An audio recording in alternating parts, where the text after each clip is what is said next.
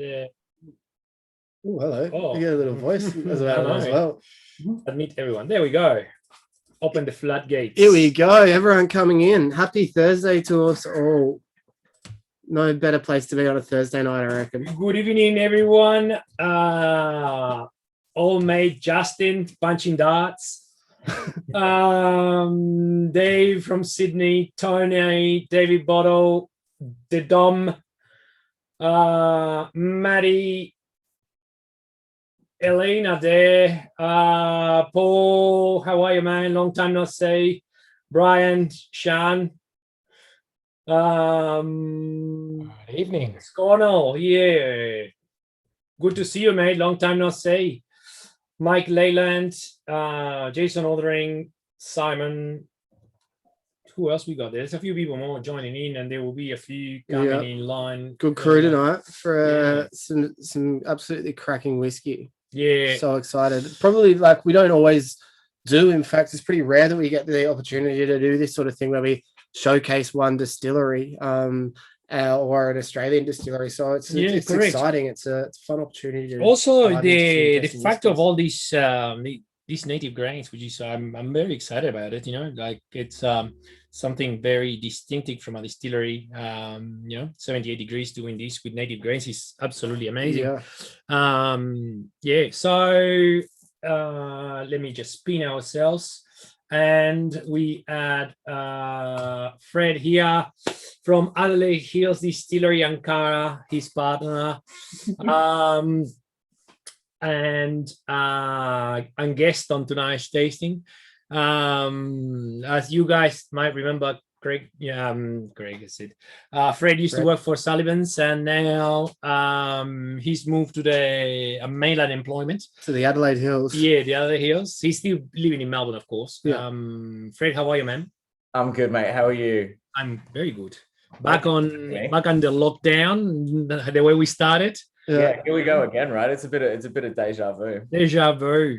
Yeah, with the people that, with many of the people that supported us during lockdown, and most of the people here has done several tastings for us during lockdown. So it's great. Back behind. Straight back into it, which is great.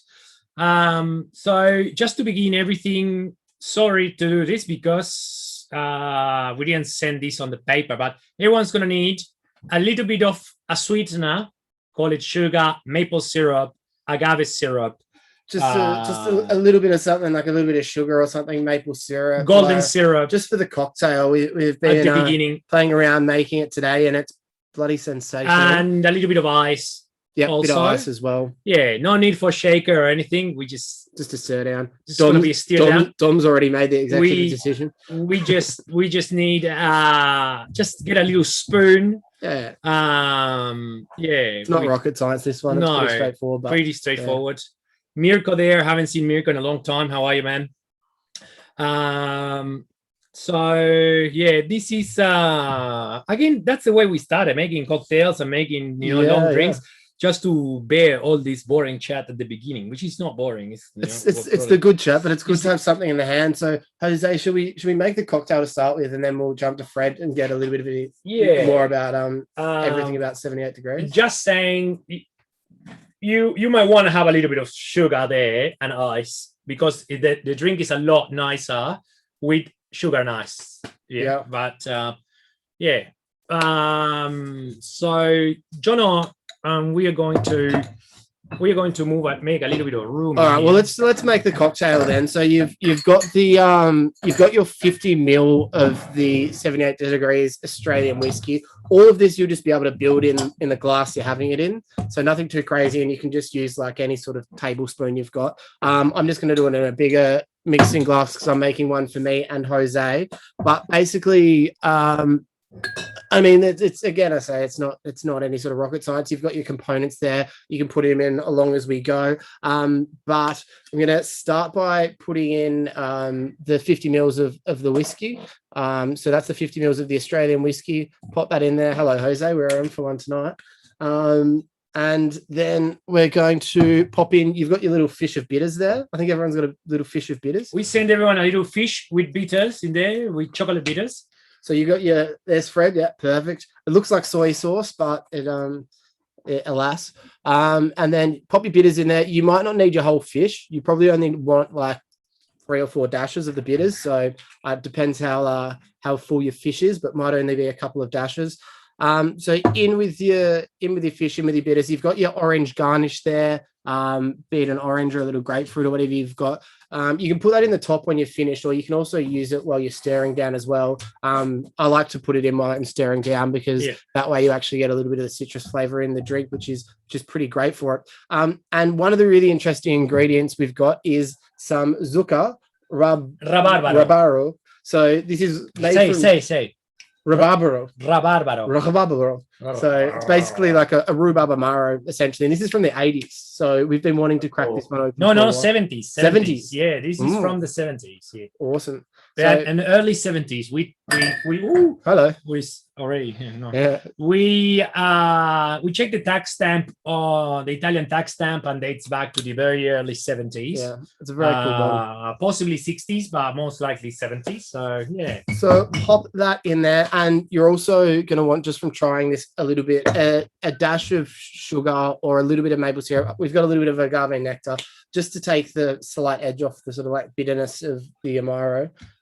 In we pop, and then just stir it down. And you do want to get a little bit of dilution in there. It's naturally just going to make everything blend together really well, and you're also going to get the edge off that zucca again. So blend it down, and alas, you've got your drink. I can't wait to hear what everyone thinks about this one. And while we drink away, maybe over to Fred and tell us a little bit about everything to do with 78 degrees. Yeah. This is a great, we were talking with Fred what to do for the tasting, because we wanted to do something really nice, Casa de Vinos style. And we talked with Fred about 2 drinks. We decided to go this, which is a very classic whiskey cocktail, very simple, something that you can do at home. Of course, you don't need a 1970s Amaro. You can use whatever Amaro. Yeah. I mean, if you've got it. Current. And I guess it's sort of like, probably when you taste it, it'll be most similar to like an old fashioned out of anything you recognize, but it's also like a bit of a twist on a Manhattan or a full Monty as well. It's just a bit of a classic Casa de Vinos twist. And also it goes really well with these kind of whiskeys that are rich and full body whiskeys, so that's why we decided to go with a bit of Amaro bitters. And well, prepare yourself a drink, and see what concoction you're doing there. Okay, well, let's keep on while John does whatever he's doing. Getting it all happening over here, Jose. Yeah, you just have to sit back and relax tonight, man. Desk bartender. Fred, 78 degrees distillery in the Adelaide Hills. 78 degrees whiskey in the Adelaide Hills. Tell us a little bit about the distillery. Where is it? In what part of the Adelaide Hills? I guess most of the people here know a little bit about South Australia, as there are many of these guys are wine drinkers. And for how long you guys been going, and all the details. Well, first of all, thank you very much for having me again. It's really nice to be back here doing another online tasting with Casa de Vinos. I think that, last time I was hosting one of these, it was for Sullivan's Cove. So this is actually my first tasting that I'm hosting for 78 degrees. So it's really nice to be sort of back in the saddle, doing what I love the most, which is chatting to people about good booze. So always a real pleasure to be doing something like that with you guys. And I'm super excited about the lineup that we've got this evening, because not only are we going to taste some of the stuff that's been sort of released already, we've also got a couple of cask samples of stuff that is not yet released at all. So this is the first time that anybody outside of the distillery crew will have tasted some of these whiskeys, which is really good fun. And some other stuff that you won't really be able to find outside of South Australia or outside of the cellar door. But yeah, just to give everyone a little bit of background about the distillery. for the most part, for most of its history, we've been known primarily as a gin distillery. It was founded by a guy named Sasha Laforgia in 2014. Yep. Sasha comes from a winemaking background. He has a degree in, viniculture and winemaking. Yep. And he spent most of his 20s sort of running around the world doing vintages all over the place. He did something like 15 vintages in 6 years, just chasing the sun around the world and trying to learn as much as he could about viniculture. But during his travels, he ended up at a tiny little local distillery in the Italian foothills, one of these places that's been there for hundreds of years, producing things like grappa and amari just sort of for the local community in that really old school way of European distilling, that a lot of stuff was just produced by small scale distilleries for the local community. And he really fell in love with the distilling side of things when he was there. The guy who ran that distillery, he really thinks of as being a mentor. So when he came back to Australia, he saw an opportunity in craft spirits, that kind of idea of local craft spirits in Australia. And so he started playing around with gin recipes. And it's crazy to think that in 2014, it's only 7 years ago, there really wasn't any Australian gin being produced much. There was a couple of brands that were already on the market. I think at that point in time, we had West Winds and MGC and Kangaroo Island, but that was about it. And it's crazy to think about how much it's gone nuts in the last 7 years. It's obviously a very short amount of time in the grand scheme of things. And we now have something like 400 Australian gin brands on the market. It's nuts. It's absolutely mental. So at that time, there really wasn't much of a market for Australian gin. So the first product that Sasha made was actually a pretty classic style gin. It didn't have any Australian native ingredients in it or anything like that. It was, just your sort of standard London dry style stuff, your juniper and your coriander and all that. And then over time, as the industry developed and as the interest in different cool gins being made in Australia developed, we started producing different styles of gin that have got different stuff in them. And very quickly, Sasha started winning pretty big international awards for the gins that he was producing. That kind of culminated last year at the Icons of Gin Awards, where he got Distiller of the Year. That's an international thing. That's not just for Australian distilleries. So to get Distiller of the Year, I mean, if there are 400 gins in Australia, you can imagine how many there are globally. So that was pretty good. But a few years ago, there was he got together with a couple of guys who were already running a couple of booze companies. So we've got the guys from Mismatch Brewing and also from Hills Cider, and they kind of got together with Sasha and said, we want to expand all of these businesses and we want to be able to produce more stuff. So let's build a site where we can do all of that. So they found a greenfield site actually owned by the guys who grow the apples for the Hill Cider, which we will come back around to at a later point in the tasting. And that plot of land was called Lot 100. And so what we did at Lot 100 is we built a brewery, a cidery, a distillery, and also a wine cellar door and a restaurant, all on that one site. Oh, wow. Just a couple of things. These guys are alone. We sort of combined all of our resources to create that sort of all in one site. I like to think of it as a bit of a boozy Brady Bunch up there in the Adelaide Hills. It's in the nest of everything. All those winemakers there, they all love booze. Yeah, that's it.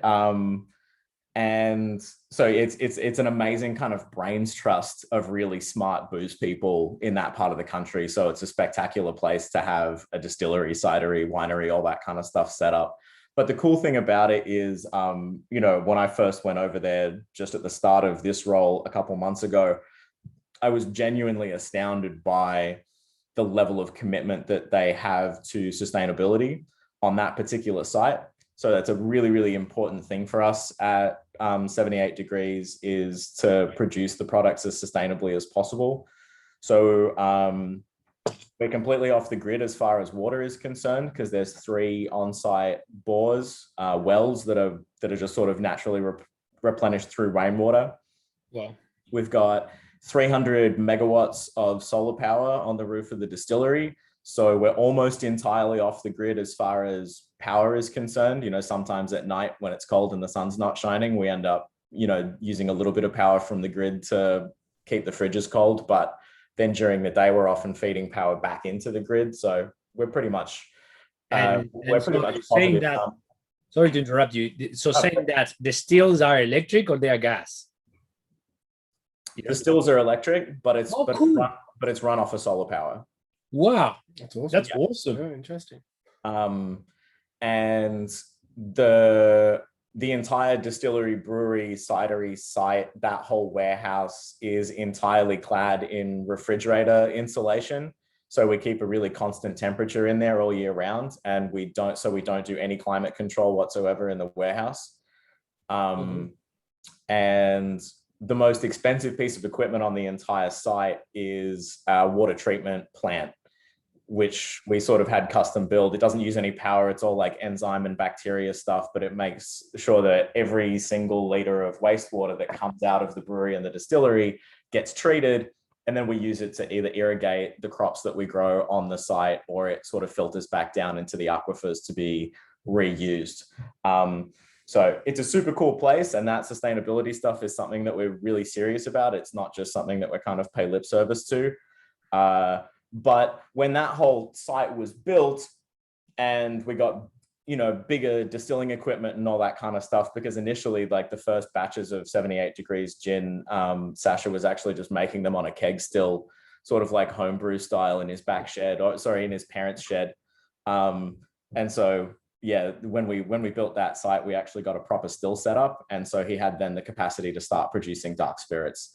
So started distilling whiskey about 4.5 years ago when that site was first built, and now it's ready. So this is some of what we're going to be tasting. The very kind of first releases of 78 degrees whiskey, and so we've definitely got pretty serious ambitions in terms of the quantity and quality of dark spirits that we want to be producing at Adelaide Hills. So it's really fun to be able to introduce you guys to some of that stuff really for the very first time, because none of these have even really hit the shelves yet. Some of the stuff you can order direct from our website already, but yeah, for the most part, this is all brand new. That's awesome. Super exciting. Where and certainly you have you have a lack of barrels in South Australia for sourcing, so which is great. I am thirsty now. He made me thirsty, so I reckon we should we kick off with. I already polished these off. A little bit of the new make. I guess we'll start with. And as I always say, don't finish your nips. Yeah, because try and have 6 glasses in front of you, or 1, 2, 3, 6, 7 if you can, and we'll go back to them, go through them as the tasting goes on. But we will start with the new make, and obviously like a pretty key part of all distilleries in many ways, maybe like the most unique element of distilleries individually. Many people don't get to taste new make ever unless you go to a distillery, right? Yeah. So it's a great opportunity to see what we are tasting here. It projects into the finished product. And the unfinished product, which we got a couple samples here that have not yet been bottled. So this is an awesome, delicious new make as well, and it is quite different from a lot of stuff I've smelt before. So this is 44% alcohol, Fred. It's been diluted already, probably for filling. Tell us a little bit about your stills and the composition of this. So I want to make the point right up front before we start tasting any of this stuff. This is not single malt whiskey, and it was not intended to be single malt whiskey. The way that we really approached making this stuff was that we didn't want to try to replicate anybody else's traditional whiskey styles. We didn't want to sort of imitate Scotch or Irish whiskey or American whiskey or Canadian whiskey. We really wanted to try to do something that was going to be uniquely Australian and not sort of get bogged down in that conversation of having the product constantly compared to stuff from other places. I think that there's obviously some amazing single malt being produced in Australia and some amazing rye whiskeys and all that kind of stuff. But I still think that the real character of Australian whiskey is yet to be defined, and we really want to help define it. So that's just a little sort of kind of caveat's probably the wrong word, but a little sort of description up front. Yeah. So the way that the whiskey is made, the majority of the grain bill is unmalted South Australian barley, right? So the barley is grown on a single paddock on a farm in Malala, which is just north of the Yorke Peninsula, right near Adelaide in South Australia. Some of the best barley growing land in the country. It's really, really good malting barley. Most of it actually ends up getting exported to Japan. So, and they use it, to make Asahi and Kirin and all that kind of stuff. So we were sort of excited to take a particular field of that grain and make sure it gets to stay in Australia for Australians to enjoy. The farm is also owned and operated by Sasha's brother-in-law. So there's a cool family connection there. And it's 100% rainwater irrigated, which is great because it means, we're not pulling anything out of the river systems or out of the kind of mains water or anything.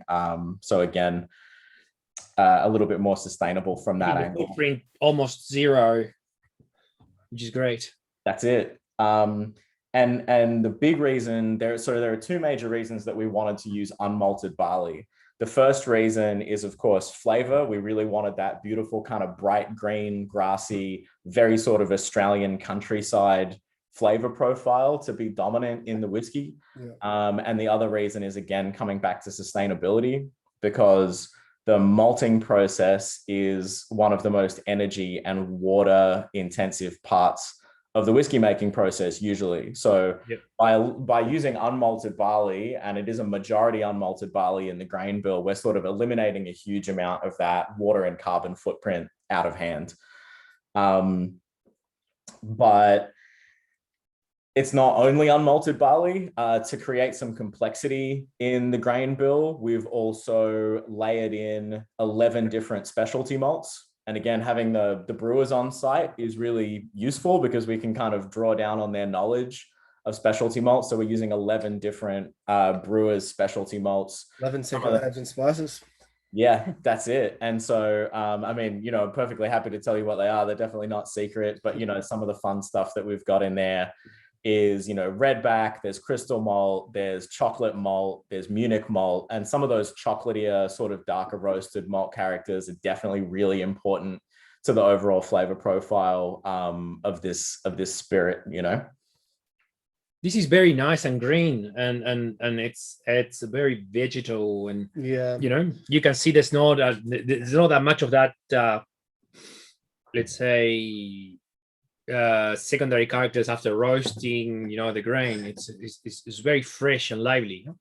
But it does have some cocoa notes going on. Absolutely. Which is cool. Yeah. You can taste those darker roasted malts and that kind of chocolatey stuff for sure, and we'll see that throughout all of the different whiskeys as well. So I like the smell of fresh cut grass, and I was like, now that you prompted cocoa, I was like, yeah, I do get cocoa now. It's like, but it's my first thing was Heaps like on the palate as well. Yes, fresh cut grass or mown lawn, and that's really vibrant and yeah. And I love lively. We're saying, we've got maltiness, we've got honey, we've got sweetness, we've got a yeast starter, which is a great note, nuttiness, all that kind of stuff, and it is quite a complex new make, and I think that we'll sort of see that kind of carried through. But it's super cool to see it before it has any oak character at all, and to see the level of complexity that we're getting off of it.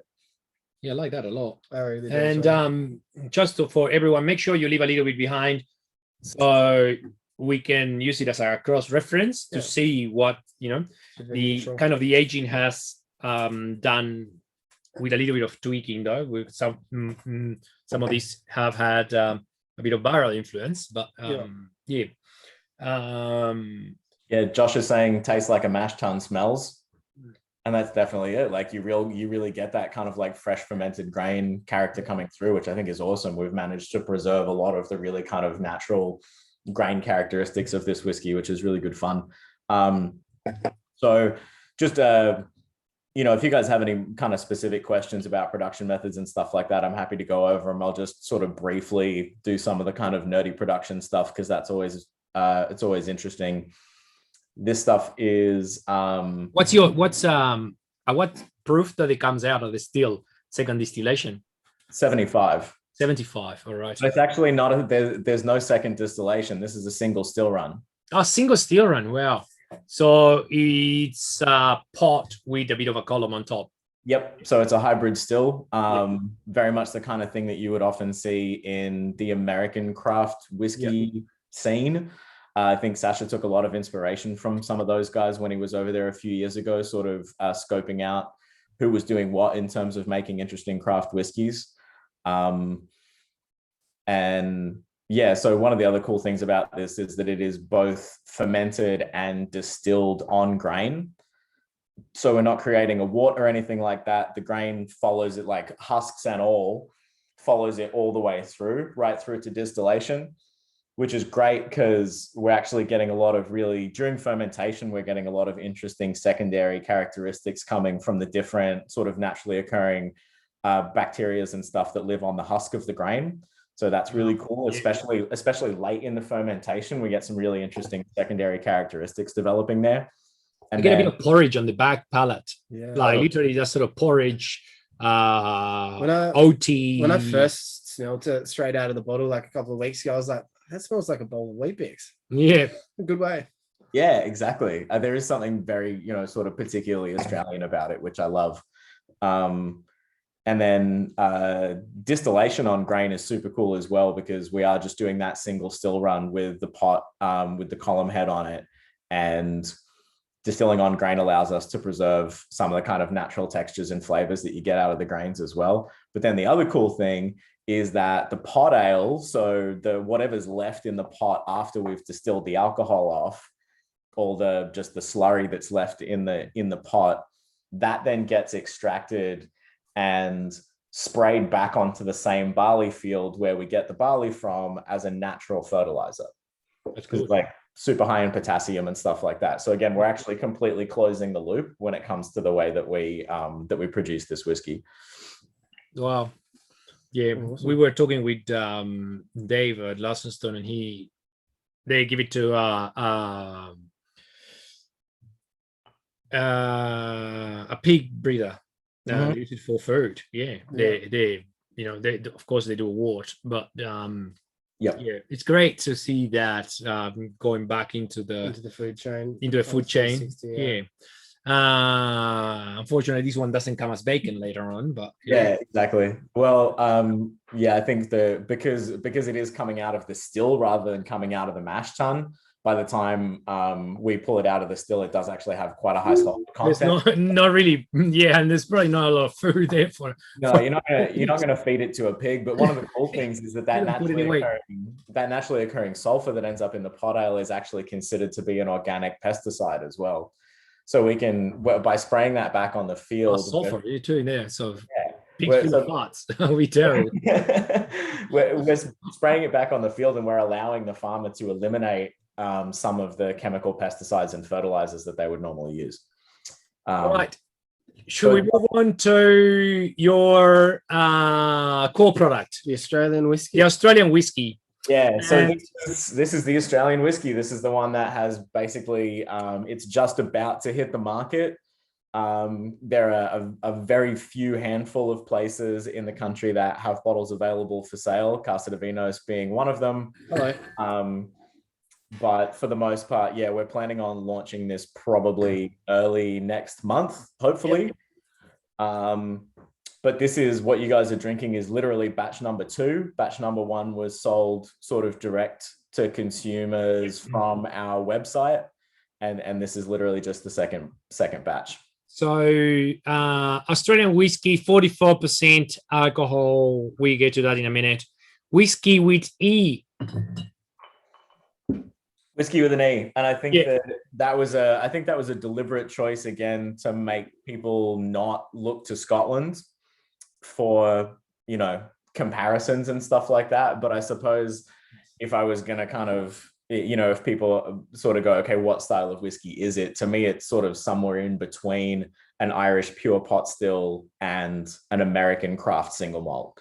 So I think it's a good. I think it was very assertive. Because if you put it without the E, people will just instantly think it's Scotch. So to not compare with Scotch and to go on its own, as it is as Australian Whiskey. with his own Australian identity, whiskey with E fits really well this product. Yeah. And the nose, hello, Gorgeous.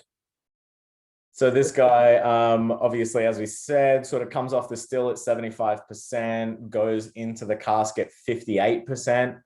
And so this has been matured anywhere from about 2.5 to 4.5 years. So about 3.5 years on average in the bottle here, in a combination of full-size 200-liter ex-bourbon casks, although not very many. Only one or two went into this batch. Yep. 200-liter American oak ex South Australian red wine casks and 300-liter European oak ex South Australian red wine casks. So the majority of it is South Australian red wine. But are they all coming from all made in Seppeltsfield? No, I don't. I think a lot of them are Yalumba, but they're coming from all over the place, like all around South Australia. Recouped by what's his name? It's SA Cooperage that we get these from. SA Cooper. Yeah, okay. Yeah, okay. So, and they've been all recouped? You don't know? Maybe, no. No, they haven't been recouped, but I suppose one of the big differences between this and something like Starwood, for example, is like Starwood tend to use a lot of wet casks. Yeah. Whereas these ones have all been shaved, toasted, and recharred. Yeah. So what we're after is the oak more than the previous fill. Obviously, there's some of that red wine that's been soaked into that oak that is still sort of coming to the forefront. But for the most part, South Australian wineries, they use super, super, super high quality casks because they tend to reuse them themselves a number of different times, like different batches of wine. So they're big, thick, sort of proper staves, and you can shave them and char them a few different times and really get that beautiful kind of caramelized oak character that we're looking for here. We got Alex Uzalo there, says he's very pleasant. Gern saying it's Granny Smith in a glass. Yeah. And we got our own whiskey with E expert in Casa de Vinos. Yeah. I can't see Owen. Where is he? Want to get the tenders? No, he's on the other. He's probably studying. No, he's a chair there. He's probably cooking something. He's probably going to get something as well. I'm sure. Oh, and particularly when we get to the triple smoked, Owen will have a little bit to say about that. That's for me for calling him without having. There, he's coming. Owen. How are you, Owen? You might not have heard about our. We're just tasting the Australian whiskey with E, and as you are a big fan of whiskey with an E, yeah. What do you reckon? I think it's fantastic. It walks the line of Scotch, American, Aussie, bourbon. But it's crafted its own lovely little niche of whiskiness. I struggle to come up with tasting notes more because I'm just finding myself getting lower and lower in the glass and just enjoying it. I find that it has kind of the flavor of a bourbon with the ones that have a lot of grain, not corn. Yeah. Like wheat, barley, it has the spiciness of a rye. And Fred, this is all unmalted barley? Or so it's mostly unmalted barley, but then with some specialty malts as well. Cool. So it's 100% barley, most of it unmalted, some malted. So a geeky question here. The specialty malts, are they mature separate and then blended in? or they are all different new makes, or they are all different? No, thankfully, Archie Rose isn't going to come after us for patent infringement. We won't record this and this value about this. So. No, it's all co-fermented, co-distilled, right? So it's basically like, and we actually even put everything through the mill together. We just like dump all the grains into the mill at the same time, and then they go straight from that into the fermenting tank. And so it's like it's all just done together at the same time. So yeah, fermented together, distilled together, and matured together. I got one for you. Field whiskey. Field whiskey. Field whiskey. You know, when you get here field wine, field wine, and normally ends up, co-ferments of the raw ends or paddocks that are like quite late and they all get married together. Field whiskey. I don't think anyone's not a field whiskey. That's it. Maybe we can do a Casa de Vinos exclusive field whiskey. Yeah. Something like that. Because I actually like these a lot. Yeah. It's very Moorish without having the heavy character of Australian whiskey. Like big, big, super rich and all the flavors blend into one. And this is quite light and fresh. Yeah. And I mean, it's got that gorgeous length in the palate as well. I get so much spice, like even a little bit of nutmeg and some other sort of like cinnamon star anise, Chinese five spice. And then the nose, I guess, is kind of what you make of it. Like it's got those awesome sort of like caramelly dulce de leche tones, but the fruitiness is there as well. It's just a very, very bloody pleasant drinking whiskey. I know. And that's I suppose exactly what we wanted to do. I think that one of the other major inspirations for this whiskey was to produce something that was uniquely Australian, that was sustainably produced, that was really quite full flavored and complex, but is also at a pretty approachable price. Yeah. Like this is going to sit on the shelf at bottle shops at about $100, $110 a bottle. That's what we need. That's what we need. We need a good. There's plenty of amazing boutique Australian whiskey out there at $200 a bottle plus, but I think that what we really need to be able to develop as an industry and to be able to compete with imported stuff and to be able to sort of take stuff international and say, this is Australian whiskey, this is what we're all about. We've got to have more stuff in that approachable price point, and that's exactly what this is. Which actually is very valid. It doesn't mean that you cannot have more expensive products and more premium, like single casks and limited batches at another price point. But having an entry level, which showcase about your distillery character, and then you can grow your customer up to the different small batch limited releases things, which is the fun stuff that I guess everybody still loves to make. They when they play around with stuff, but you do need a bread and butter reliable product. Absolutely. For the regular consumer.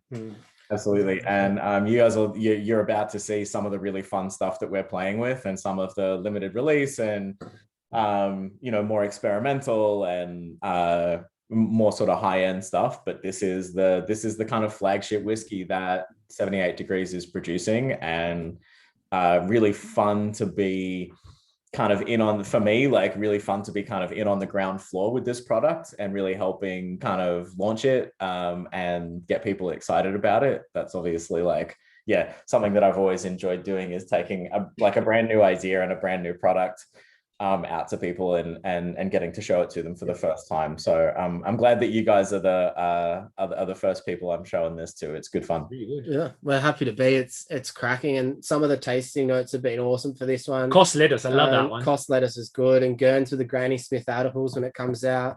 Bright, lush, fresh, lots of herbal notes, some good tasting notes. And I think we'll probably jump to a few more people in the chat and ask for a few more tasting notes as we go along. And I definitely want everyone to leave a little bit of this in the glass as well and continue to come back to it, because it is actually really surprisingly complex for a whiskey in this price point, and it does develop and change, and there's cool stuff that happens with it, I reckon. John or your dad's asking for the For the code. code, as Owen organised the code. Yeah, the code is no. I made the code Oh, today. you did This do is- it? Oh, beautiful. The code is native. Native. Native. That's a yeah. good code. It's a great Yeah, code I because like it's it. all about native ingredients. Yeah. Yeah. So there's, I think there's a few bottles of the 78 there. And we got the batch Australian 2, whiskey. FYI. So yeah, in I reckon in a few years, this one will be a nice one to have a bottle hidden somewhere there to remember the beginnings of the distillery and open up, and compare to whatever is the evolution of the distillery in several years. Yeah. So very nice to compare both. Yeah. And it's you can really see now the toastiness of the malt that Cara was mentioning when you actually taste the Australian whiskey back to the new make, because this kind of a like fresh toast off the toaster smell in there. And what's great about this new make is going back to it from the whiskey. It's elevated it a little bit more. And often you get the new make at the start. You try through a few whiskeys, and you'll go back to the new make, and the new make might dull down a little bit. But the new make, it's pungent. It's awesome. It's really gonna kick through. So I'm so excited to try through. And I guess the next one we've got is like the big one in terms of the World Whiskey Awards winning World Best Grain of 2021. So a little bit about this. Fred kindly offered us one bottle of the original batch that won the World Whiskey Awards. Of course, you guys might know these things called like hot chips. The ones you have for tasting is the very original batch that won the awards. Yep. Fred's going to explain us about it. We got a couple bottles of the following batch. Maybe Fred can get us a few more if there's anyone wants, and we might end up running out tonight on the tasting. But second whiskey to taste today is the Native Grain whiskey, again with an E, of course, like what Fred explained. This bottle 33 out of 150, very special. Very special. Small bottling, 150 bottles. 46.2%. All right, Fred, tell us a little bit about this Native Grain. So I'm really excited to be able to have gotten the guys at the distillery to let me have one of these bottles. So just to clarify, this batch that we're tasting is the specific batch that won World's Best Grain Whiskey at the World Whiskies Awards this year. The bottles that Jose has for sale are the subsequent batch, the one that we've just released. So this is the 2020 Native Grain that won World's Best, and then the 2021 is the 4 bottles that Jose has. So this is a super, super cool product, and it's actually the first whiskey that Adelaide Hills Distillery released. And when we say native grain, we literally mean a native Australian grain has been used in the process. This is the first ever Australian whiskey produced using Australian endemic species of cereal grains. So what we've got here is, again, the majority of the grain bill is unmalted barley from that farm in Malala, but instead of the specialty malts with this one, we've put in a portion of Australian native weeping grass. Weeping grass. So, doesn't seem like a big grain. It seems like little seeds, and it's tiny little sort of heirloom. Nobody has sort of genetically engineered this grain or anything like that to be bigger and fatter and produce more carbohydrate and all that kind of stuff. The stuff that we used from this was literally wild harvested by hand. And that's part of the reason that we can only make such a tiny amount of it, about 150 bottles a year or whatever. Because it currently costs about $120 a kilo for weeping grass. And again, that's why we're only using a small portion of it in the overall grain bill. Again, mostly that kind of unmalted South Australian barley. But again, this is one of the most common questions that I get asked when I start talking to people about Australian whiskey is, is anyone using Australian native timber? Is anyone using Australian native grains?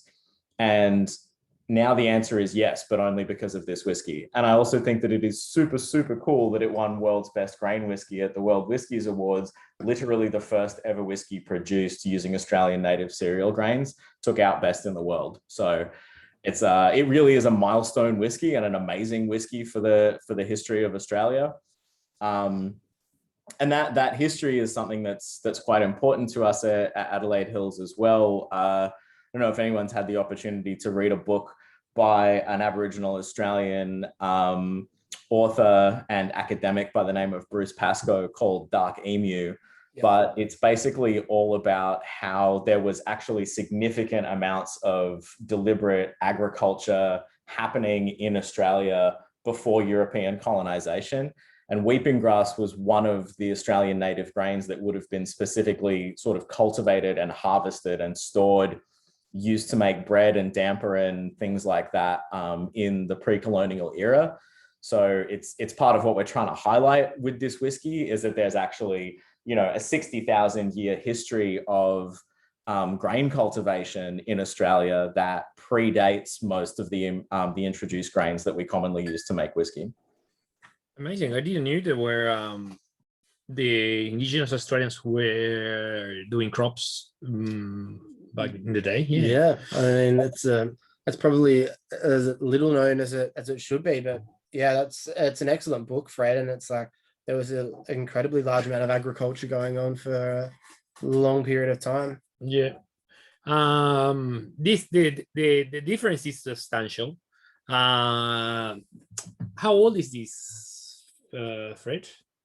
I can't remember exactly off the top of my head. I think this one would be about, this is the 2020 version. I think it'd be about 3.5 years in cask. And this one has been matured exclusively in Cab Franc casks. Wow. Cool. So this one smells quite a bit richer. I think it's got more of that European oak influence from the Cabernet Franc casks. And obviously that's a richer wine as well. A lot of the other ones are probably going to be Shiraz. Not 100%, but most of them would end up being Shiraz casks for the Australian whiskey. When I smell this and then I go back to the Australian whiskey, I get a lot of green tea on the Australian whiskey. Matcha. I absolutely love the mouthfeel of this and makes me remember those all single cask Nika coffee single barrels. Yeah. Definitely.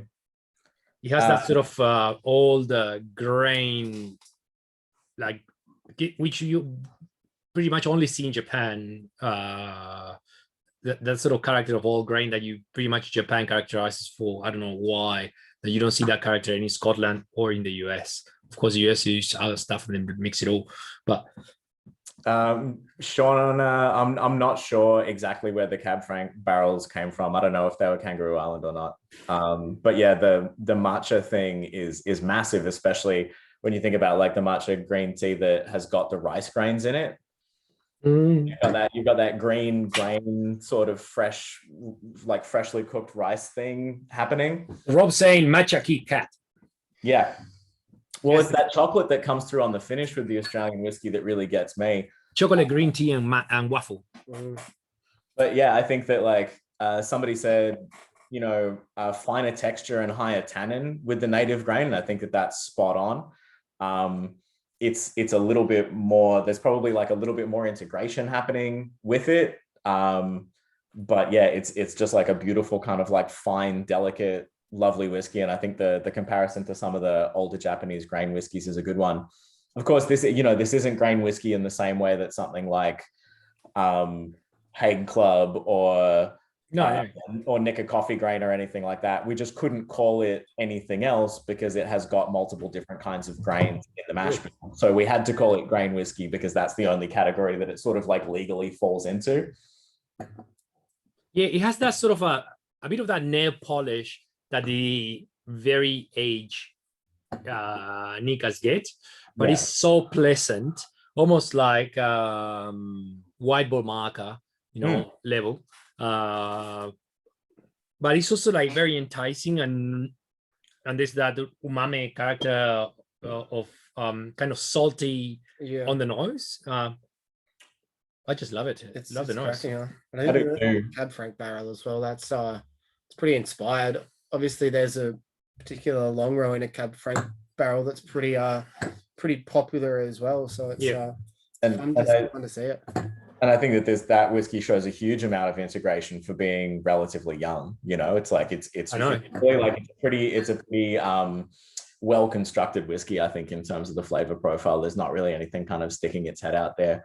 Obviously, like the character of the weeping grass itself, not always the easiest thing to ascertain, but really some of that kind of almost rye spice that we have on this whiskey, that really is the weeping grass sort of showing itself. And again, there's not much else in the grain bill apart from the unmalted South Australian barley and the weeping grass. So that's where a lot of that sort of spice character is coming from with this one. Yeah. It smells like rice bubbles. Has that sort of like, it's not wheat mix, it's rice bubbles. Yeah. My kids have a lot of rice bubbles. That's why they're terrible when they fall on the ground in the kitchen. That's like you're picking up rice bubbles for days. Picking up rice bubbles. That's that sense memory. Yes, rice bubbles. Yeah. Oh, I absolutely love this. What do you reckon? Yeah, this is cracking, and I mean, I think that the ingenuity is so deserving of like the award that it got. The profile of it is exceptional, and it is noticeably different to your straight Australian whiskey, your core product. So I mean, obviously this one is standalone in its own sort of field, but I think that having this alongside the Australian Whiskey Plus, it seems like there's a pretty cool barrel program going on as we're going to learn to try when we get some of these other limited casks. I'm so impressed. It's do you guys really do this native grain distillation of ferment all year round? It's like once a year, couple of times. We just do it once a year when we're able to get hold of the weeping grass. Yeah, wow.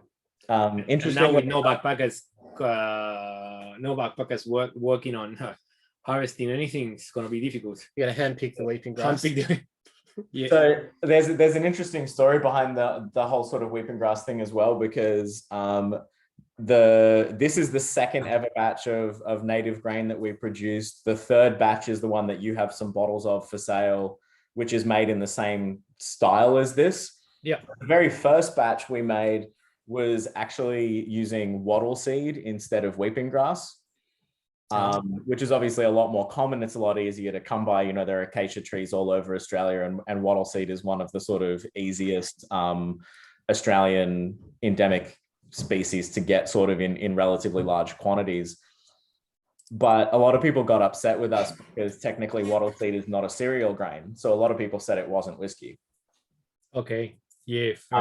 And so that's why we switched to weeping grass. We were just sort of like, all right, we don't want to upset anyone, you know what I mean? We don't want to sort of get into those arguments. So we switched it from wattle seed to weeping grass, and that has actually been a really cool change, I think. So we can 100%, like with sort of full transparency and comfort, call this an Australian whiskey made with native cereal grains. I think you changed for good. Yeah, I think so too.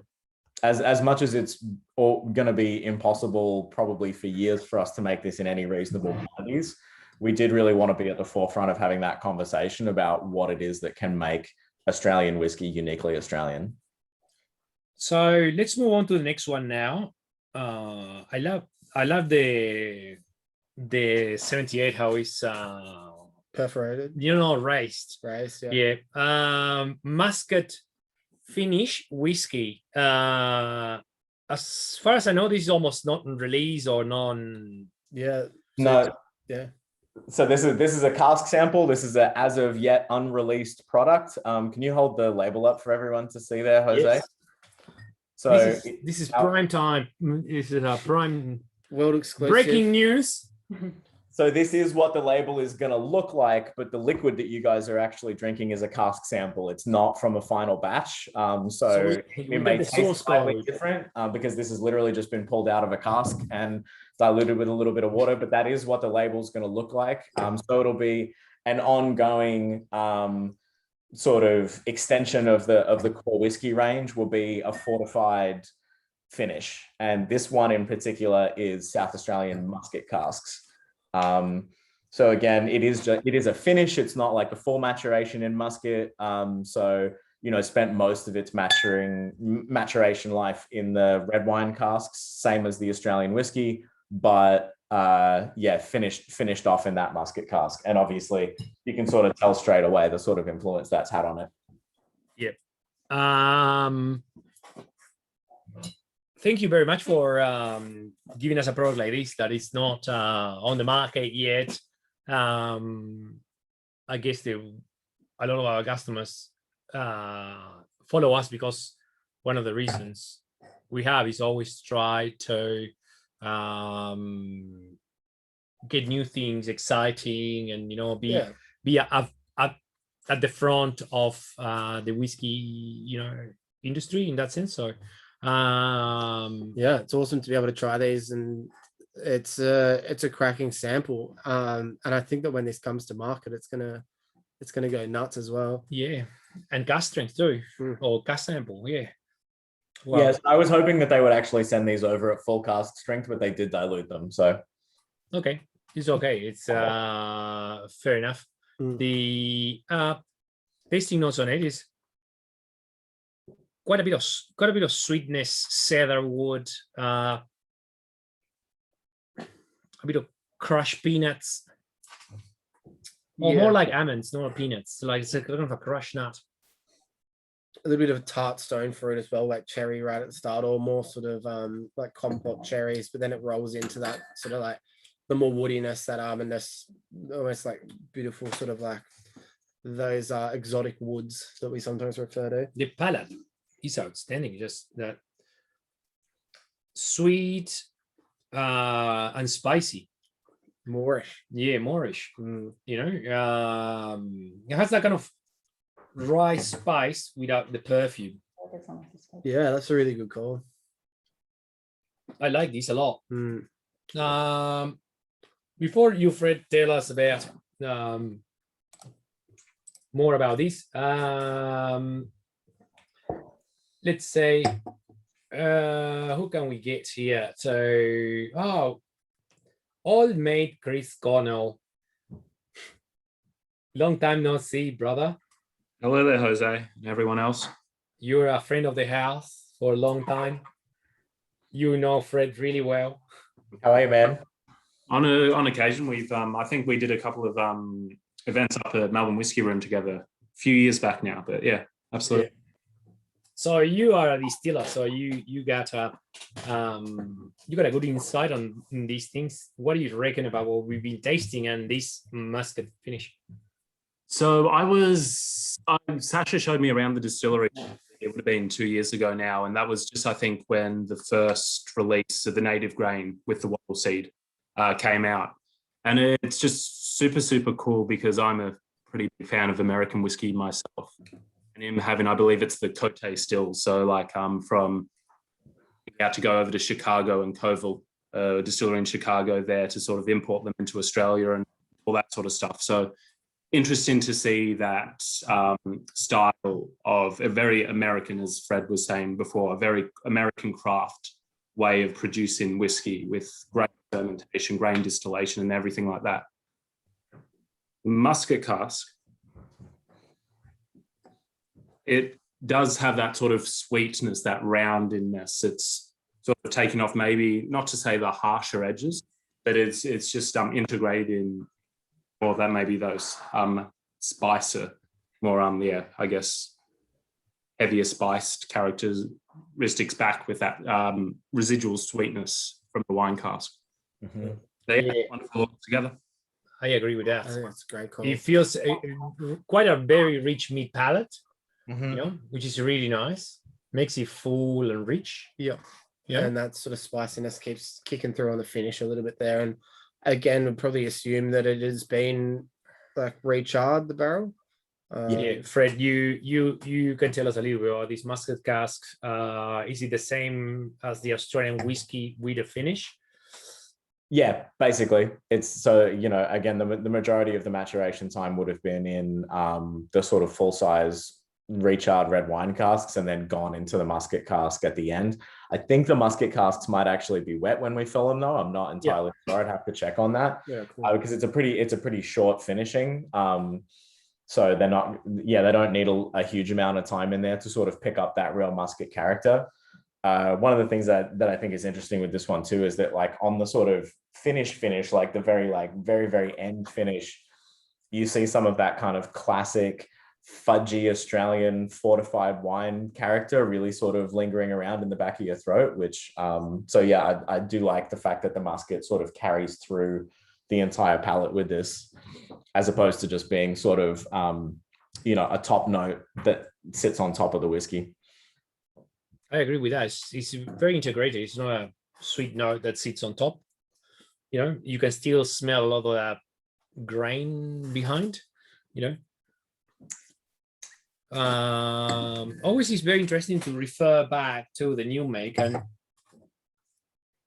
you can see how lively is the new make and how all those green characters get tamed down and they kind of get converted into like treacle, golden syrup, wheat bix. This one's more wheat bixy, really wheat bixy. The muscat? Yeah. Oh, the muscat and the native grain after the muscat is amazing. It's almost like not smoky, but like the native grain after the muscat is. Do this. Smell the native grain. Go back to a muscat. Sorry, smell the muscat and go back to a native grain.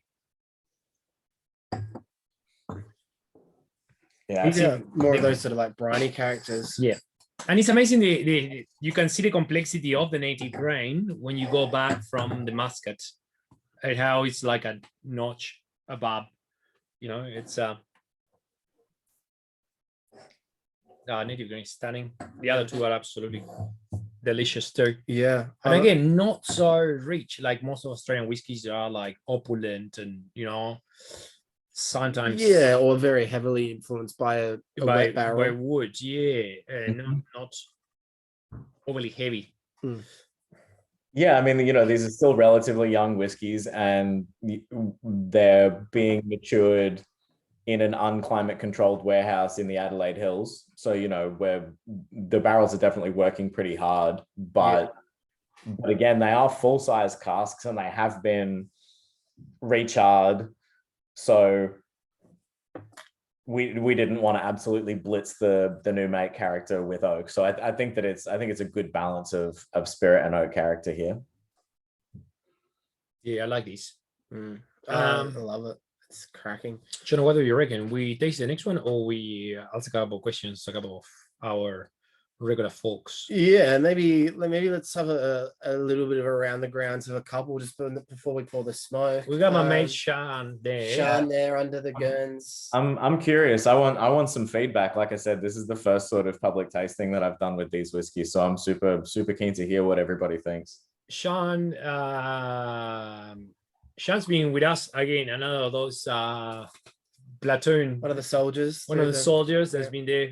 He's been with us for a long time, and we certainly spoiled him for life with the whiskey we have tasted. And he always comes with good tasting notes. I like that. He does. Yeah, absolutely. Yeah. Sean, what do you reckon? Yeah, mate. There's been some crackers tonight. It's been a really good night actually. I've got a new recruit in as well, and he's confused and not sure what he thinks of everything.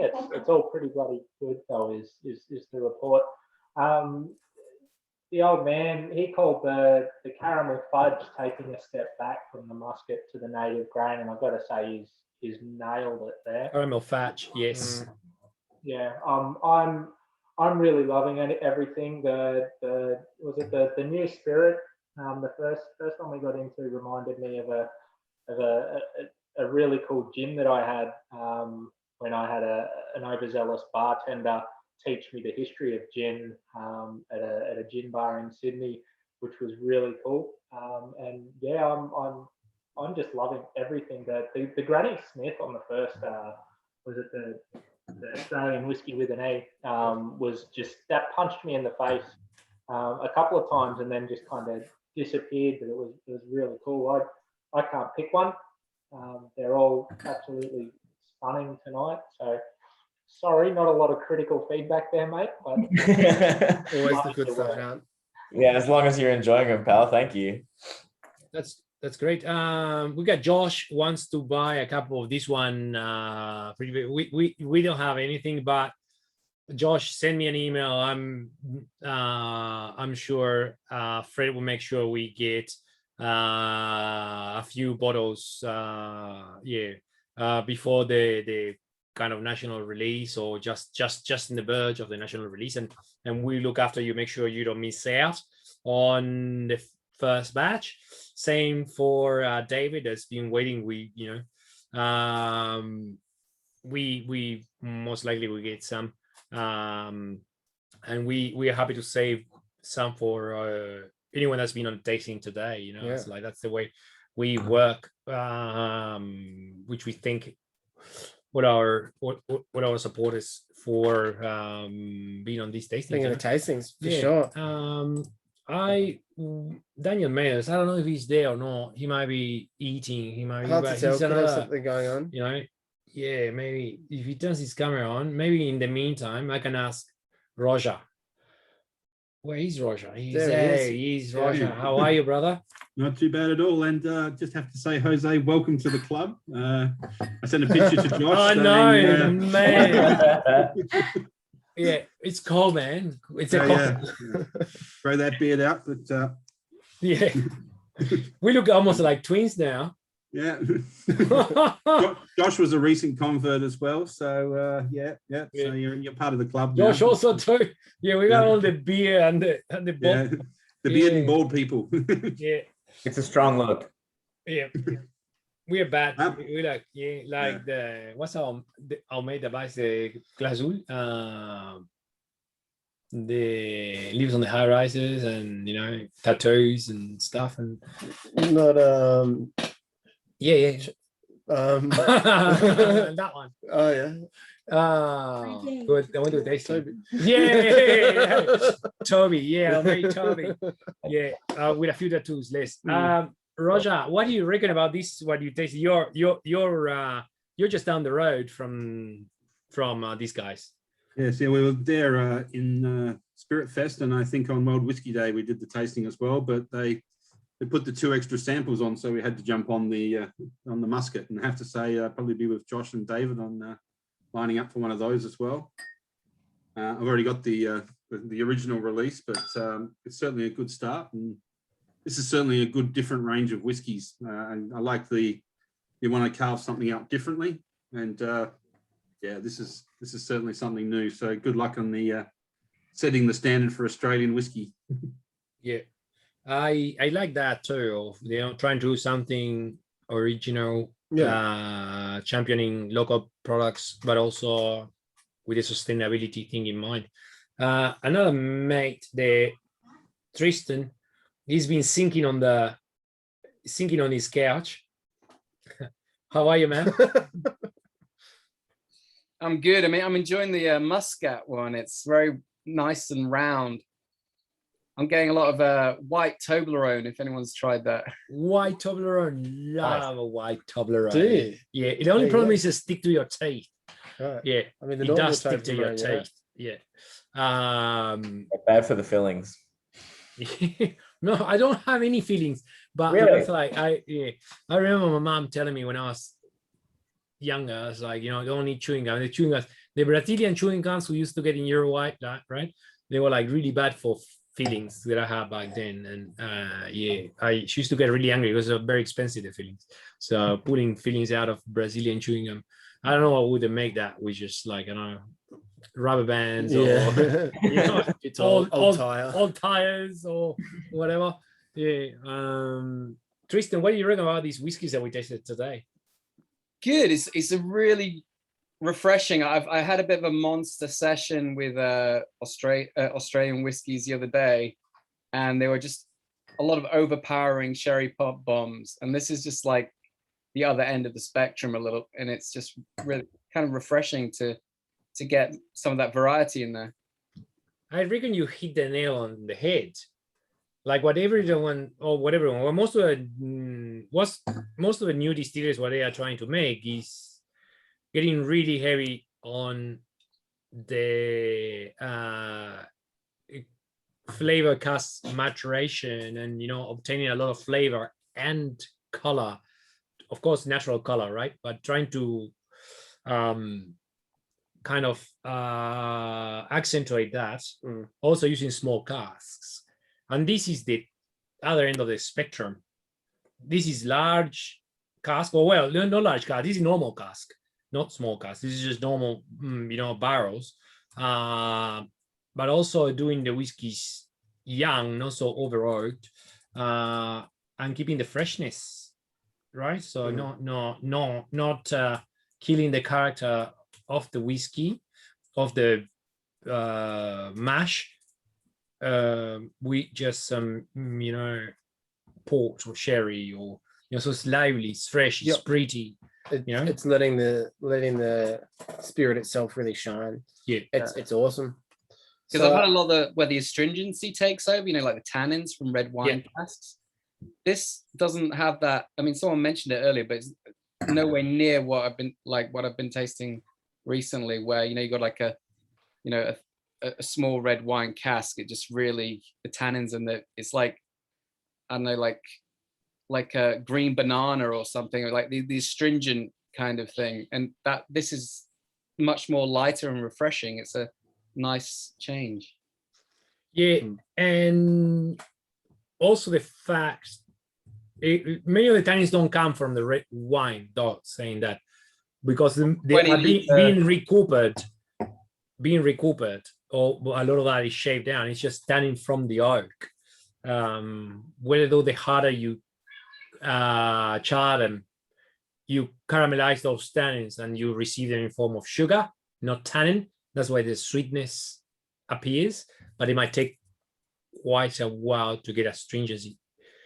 I understand what you're meaning there, and it's true. You don't get a dry mouth at the end that you get in a lot of Australian whiskey. Yeah, I mean, it does depend on the way that the casks are treated, because there are a number of Australian distilleries that tend to wet fill their red wine casks rather than correct.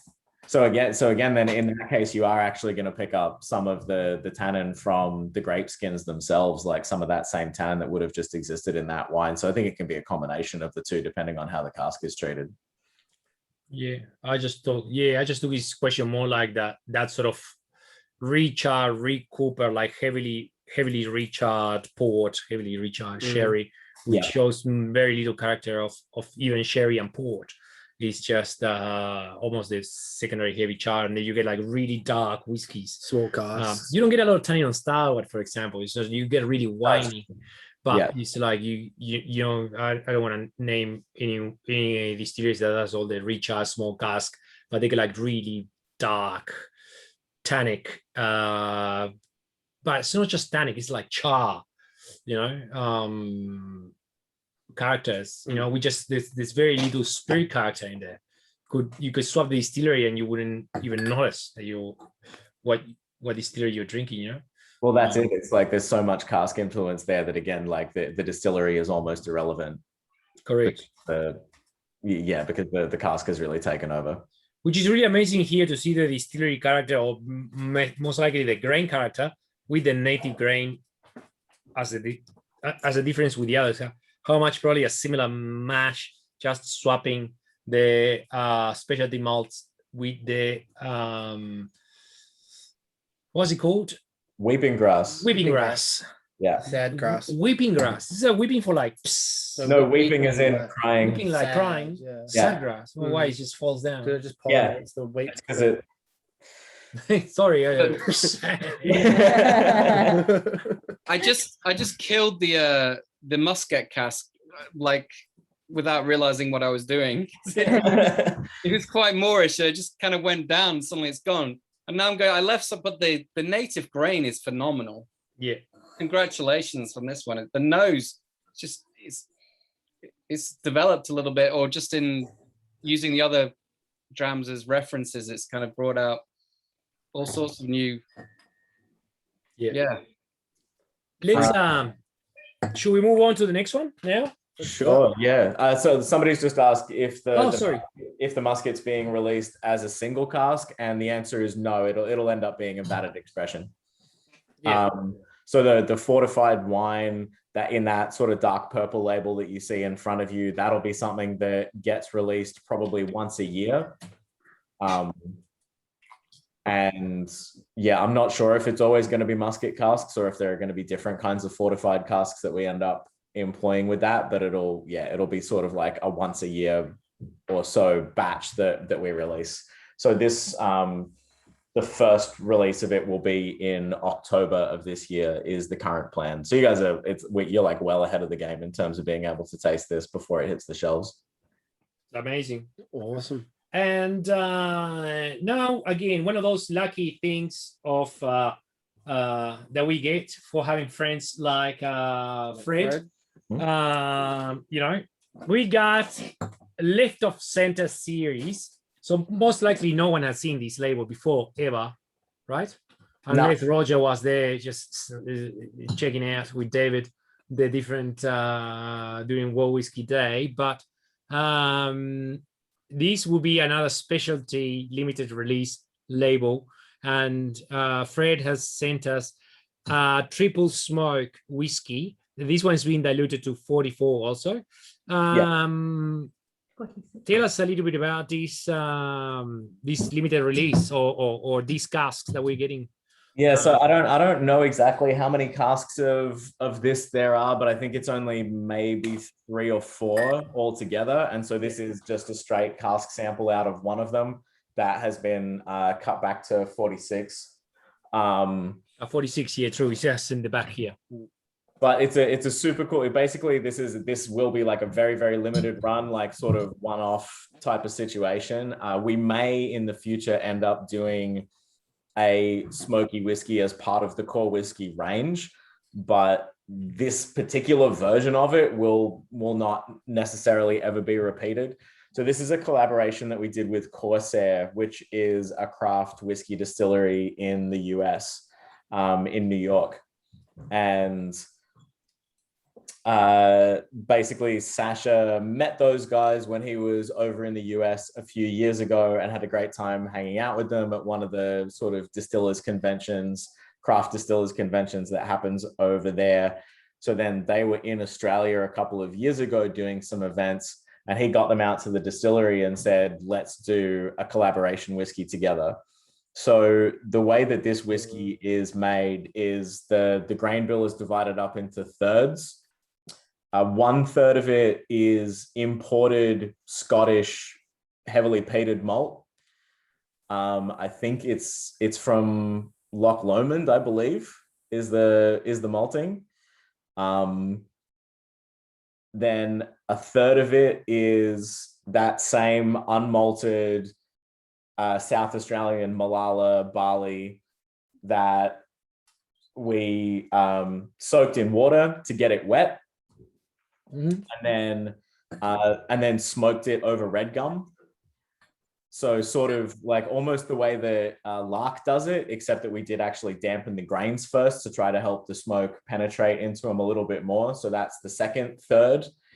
Then the third, the final portion of it is again unmalted Malala South Australian barley that the Corsair guys, when they were at the distillery, dampened and smoked over cherry wood, because that's how they do a lot of their stuff in the US when they want to make smoky whiskeys at their distillery. That's kind of one of their signatures. So we had this big event at Lot 100, that the sort of distillery site that I talked to you about, where we had those guys over and we had barbecue pits everywhere, and we were doing American style smoked meat and drinking their whiskeys.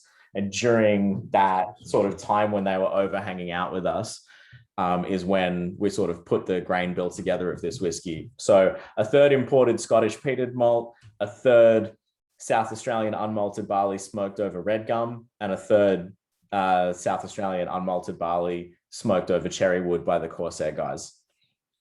So just to picture it, how do you smoke it? Like you got like you lie down on big trays. Yeah. Yeah, and you burn smoke next to it, and you just get the, or like something like that. Yeah, That's it. We just like basically put it in a giant barbecue. Yeah, wow, And smoked it. Yep. that's really awesome. And you're making barbecue next to it, so that's fantastic. Cool. So good. All right, tasting notes. Bacon. Bacon. Right. It does have that smell of fresh lit fire. Yeah. On the palate, and It's not particularly peaty smoke. particularly on the back palate, I get a lot of that sort of that cocoaness from the new make, sort of coming through as almost like a chocolate wafer. Oh, chocolate wafer. Yeah, Yes. on the back palate, it sort of lingers around for awesome. That sort of like slight dryingness, but with that really sort of moreish, a little bit of cocoa there as well. Mm.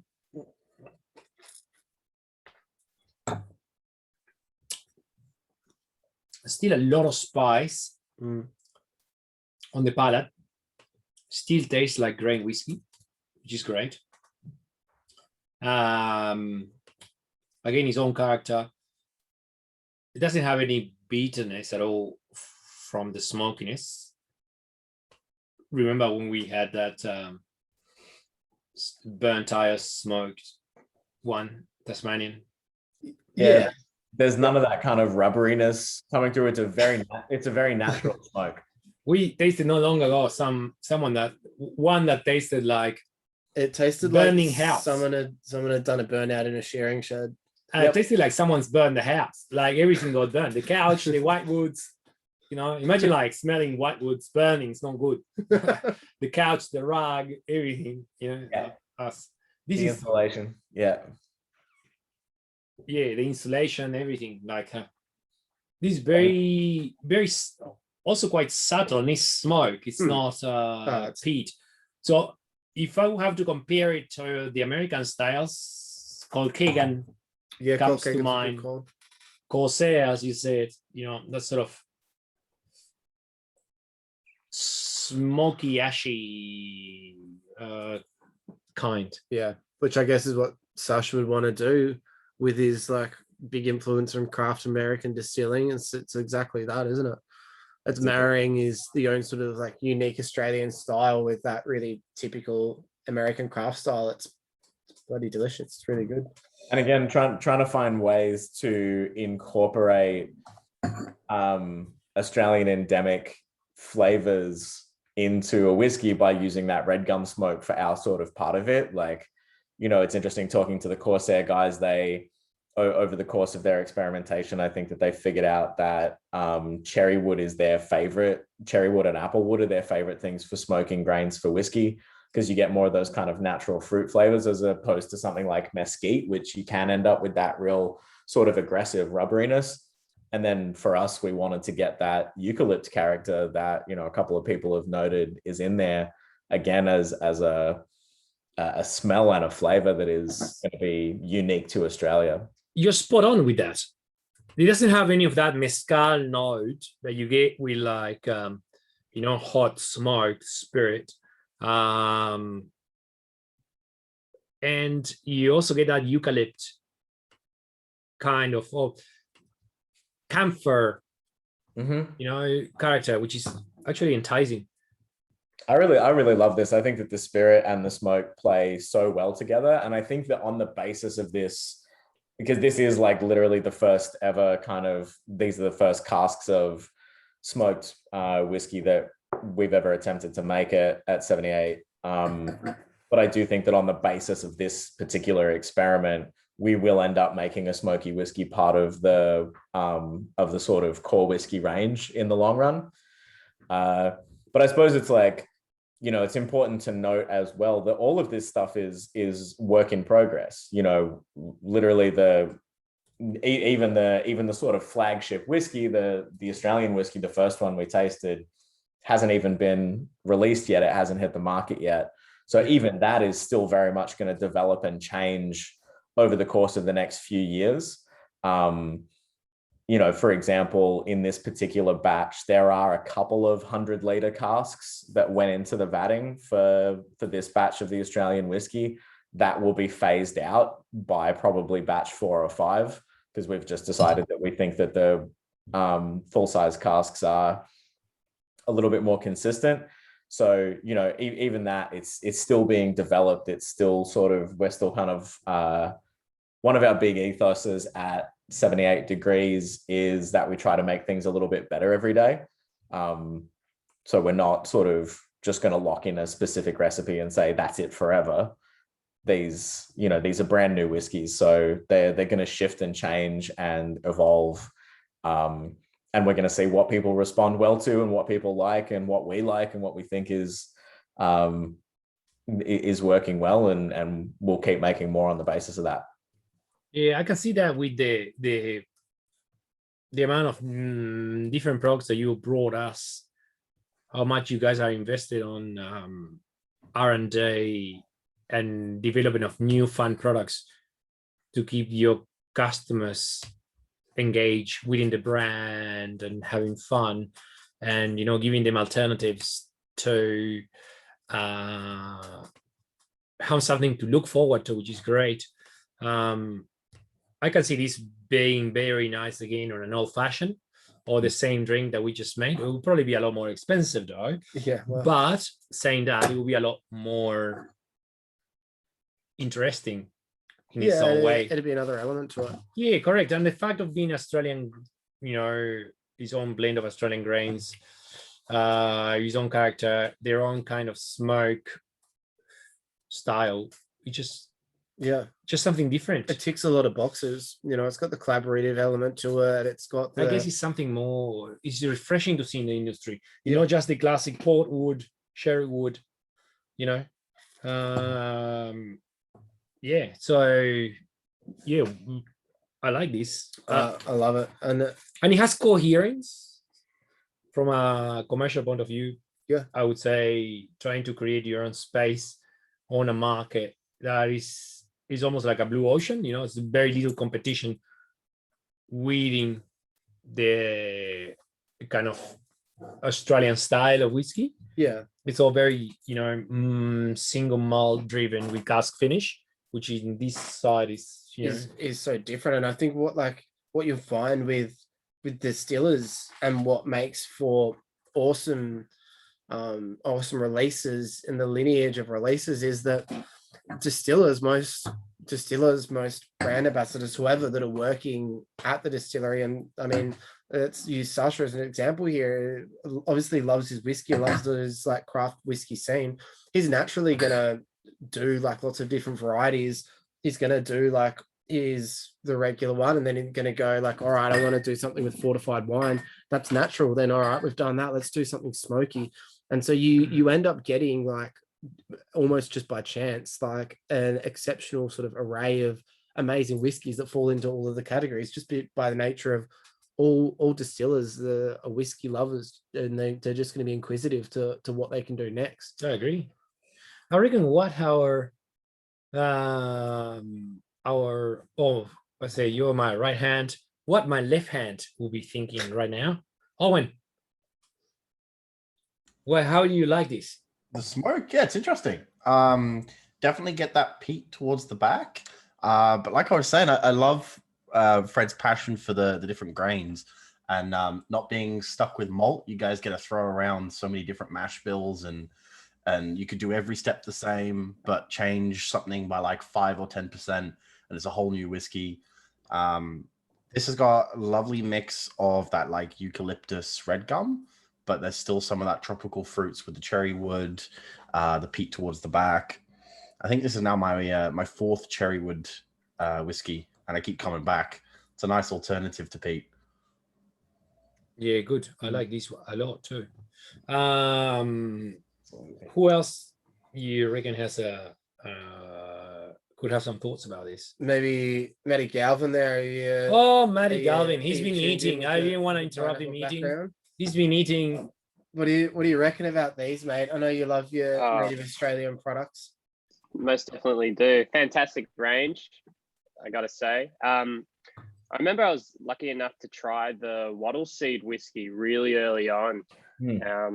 So it's interesting to compare those two for the native Australian. I actually do prefer this one way more, even though the first expression was just as interesting. Again, yeah, going back to the musket, like everyone said, a lot more well-rounded. So it's just great to see the variancy that's been put out. Triple smoked, super cool. Love the collaboration. Again, nice way to showcase collaboration and, you know, the range. Super excited to try this brandy. I'm a big fan of brandy and cognac, Armagnac and all that. So really excited to try that too. Yeah, absolutely. Thanks, man. Yeah, I think that one of the things that's really nice about Sasha and working with Sasha is that, to be perfectly honest, and Jono, it's to the point that you were making, he honestly kind of doesn't really give a shit what everybody else is doing. And that's really nice. It's really nice to be working with somebody like that who's not constantly going, oh, what's everyone else doing and what should we be trying to, you know, is that what people are going to want? Is that what people expect? He's just making the whiskey that he thinks is actually going to make an impact, and it's the stuff that he wants to be making. And so this is like, you know, I think the Corsair stuff is a good example of an experiment that might end up turning into something more long-term that has that kind of uniquely Australian signature to it. But as a couple of other examples of just, like I was actually worried when I started working for 78 Degrees, coming from a place like Sullivan's Cove where it's all single cask stuff all the time. But I was like, all right, cool. We're going to have a couple of different whiskeys and a couple of different gins to play with, but they're going to be, you know, relatively high volume products that are at a relatively inexpensive price point. We're going to try to make a lot of them. We're going to try to make it commercially viable. And I was like, all right, so, you know, maybe after a couple of years, I'll get a little bit bored drinking the same whiskey all the time. But then I went, and when he took me through the warehouse and started climbing around in the cask stacks and pulling out samples for me, so many of the things that he showed me, I was just like, dude, are you serious? Like, what are you talking about? Like, you can't do that. And he's like, sure, I can. I felt like it. I did it. I've got a still. It's my still. Shut up. You know? So these are the kind of like, this is almost the straight stuff that I'm showing you, right? Like these are, you know, the collaborations, the native brand, these are all things that we want to be kind of like permanent parts of the 78 Degrees whiskey story. The fun stuff.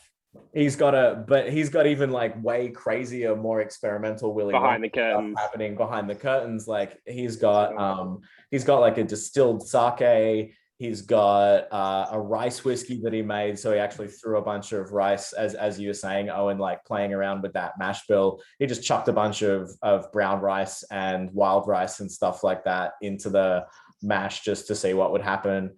But by far the craziest one that I tasted when I was there is a pastry whiskey that we're definitely not allowed to call whiskey, because he literally took a ferment of of unmalted South Australian barley and dumped like 200 kilos of pastries from a bakery into it. Just random stuff like almond croissants and apricot danishes and just like whatever this bakery had. I think it was like during like one of the lockdowns that happened. I'll buy that. No area. questions asked.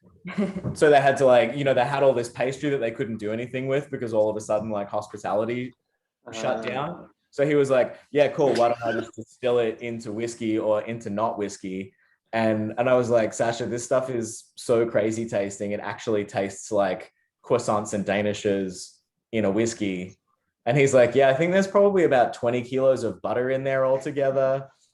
And like, Absolutely. That's I awesome. think next That's so tasting we cool. need to get a sample of that. Yeah. you know what I mean? And so he doesn't care if like, oh, we're not going to be able to call this single malt. We're not going to be able to call it whiskey technically because it's got this other stuff in it. He's like, whatever. I just like, He's got croissants. yeah. So I think we're gonna call it. This is the idea that we had. I think we're gonna call it pastry with an E, like whiskey with an E. As long as it's not a fish key, it's all good. I would like to ask a couple of our more soldiers. Yeah. Rob, how are you, man? G'day, g'day. What are you reckon about today? Oh, it's been great so Refreshing, far. Yeah. And it's like going back to the Australian whiskey. I keep going back to it to give it a nose after trying each one, and it's constantly like changing on me as well. Where before I was saying it was like absolutely without a doubt the matcha Kit Kat, and it's changed ever so slightly for me, and now I get the sake Kit Kat on it. If anyone's had a chance to try that, like it's Awesome. got that note to it for me.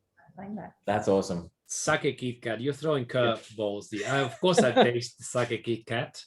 Jose, I think next time you do a tasting, you should have a sake Kit Kat in every pack for everyone. Hell yeah. Kit Kat pairing. The problem is like all this stuff you need to go to Japan and get it in the duty free over there or whatever it is. But as soon as the border, we should do a Kit Kat and whiskey tasting.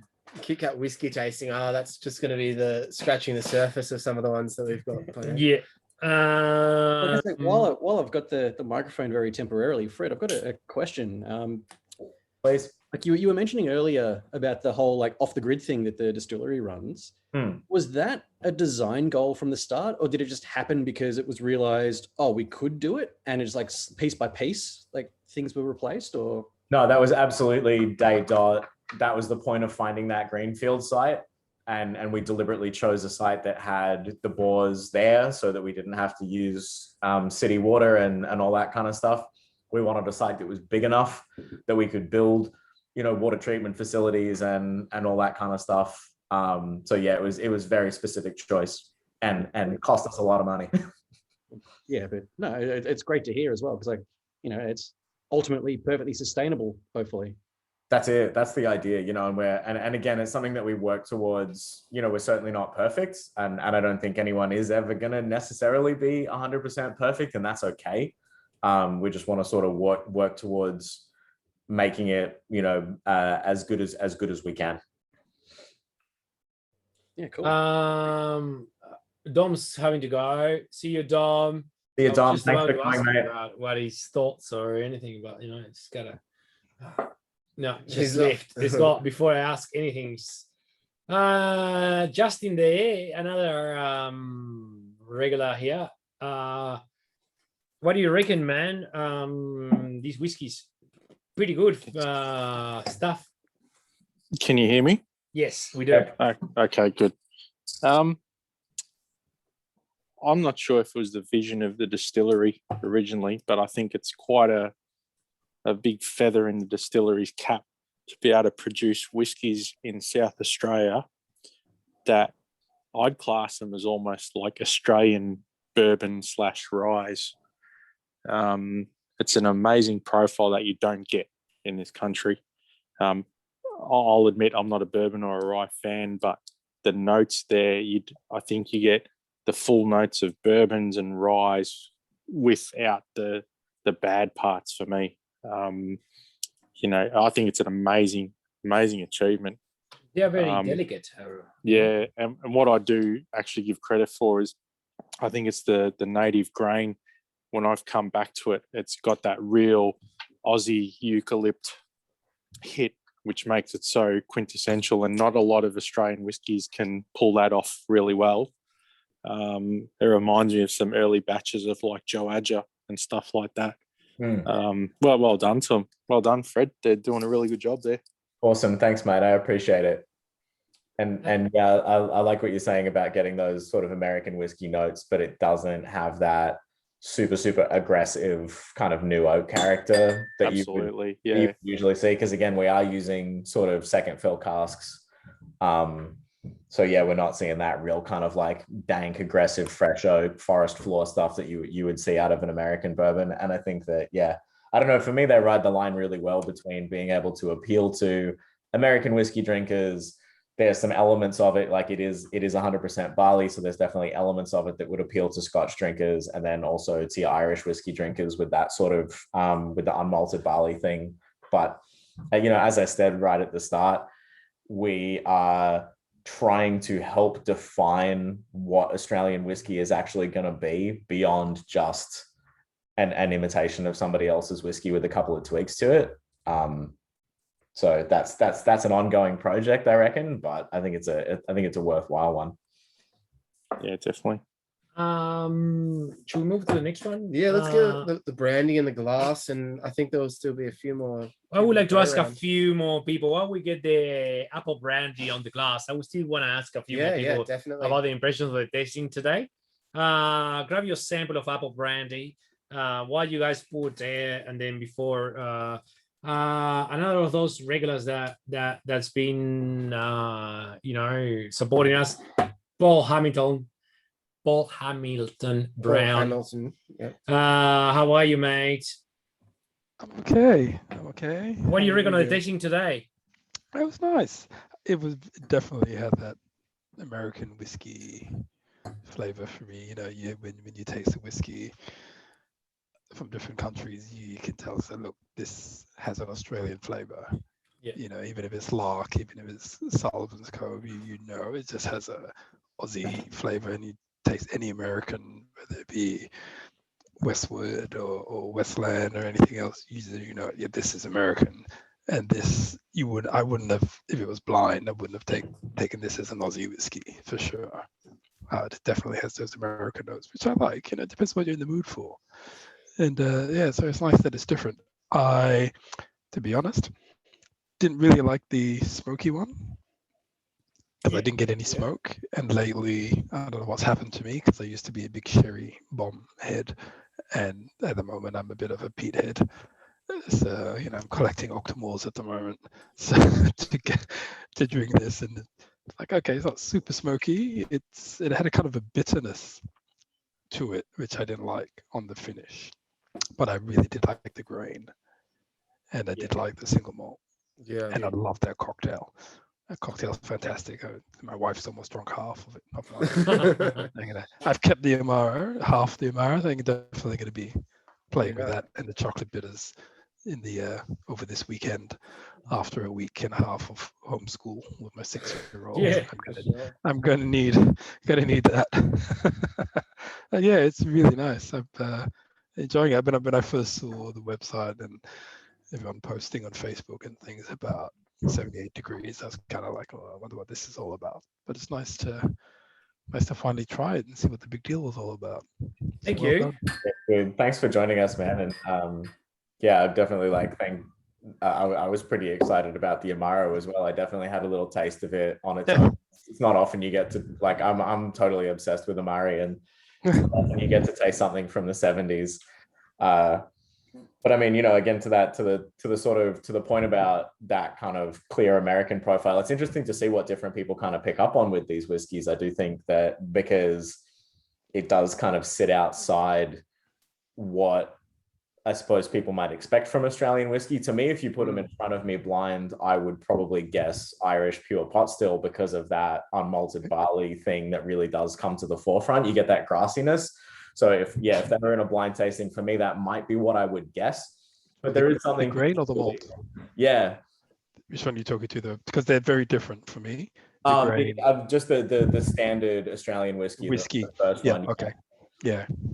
That single grain now smelling. I love going back to glasses. I leave my glasses overnight, and in the morning I come and smell and try to remember which one is which. It has a chocolate coffee and chocolate pudding sort of flavor to it now, which definitely I love it, and enjoy this tomorrow morning. Yeah.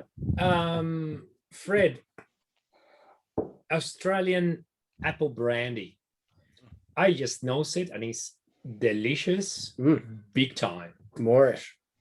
So, I mean, this is really just dessert. Obviously, this is a whiskey tasting, right? And so I'm glad you guys all had a chance to taste a few different of the 78 degrees whiskeys. But this is our apple brandy for dessert. Like I said, criminal. This is like Hello. Yeah.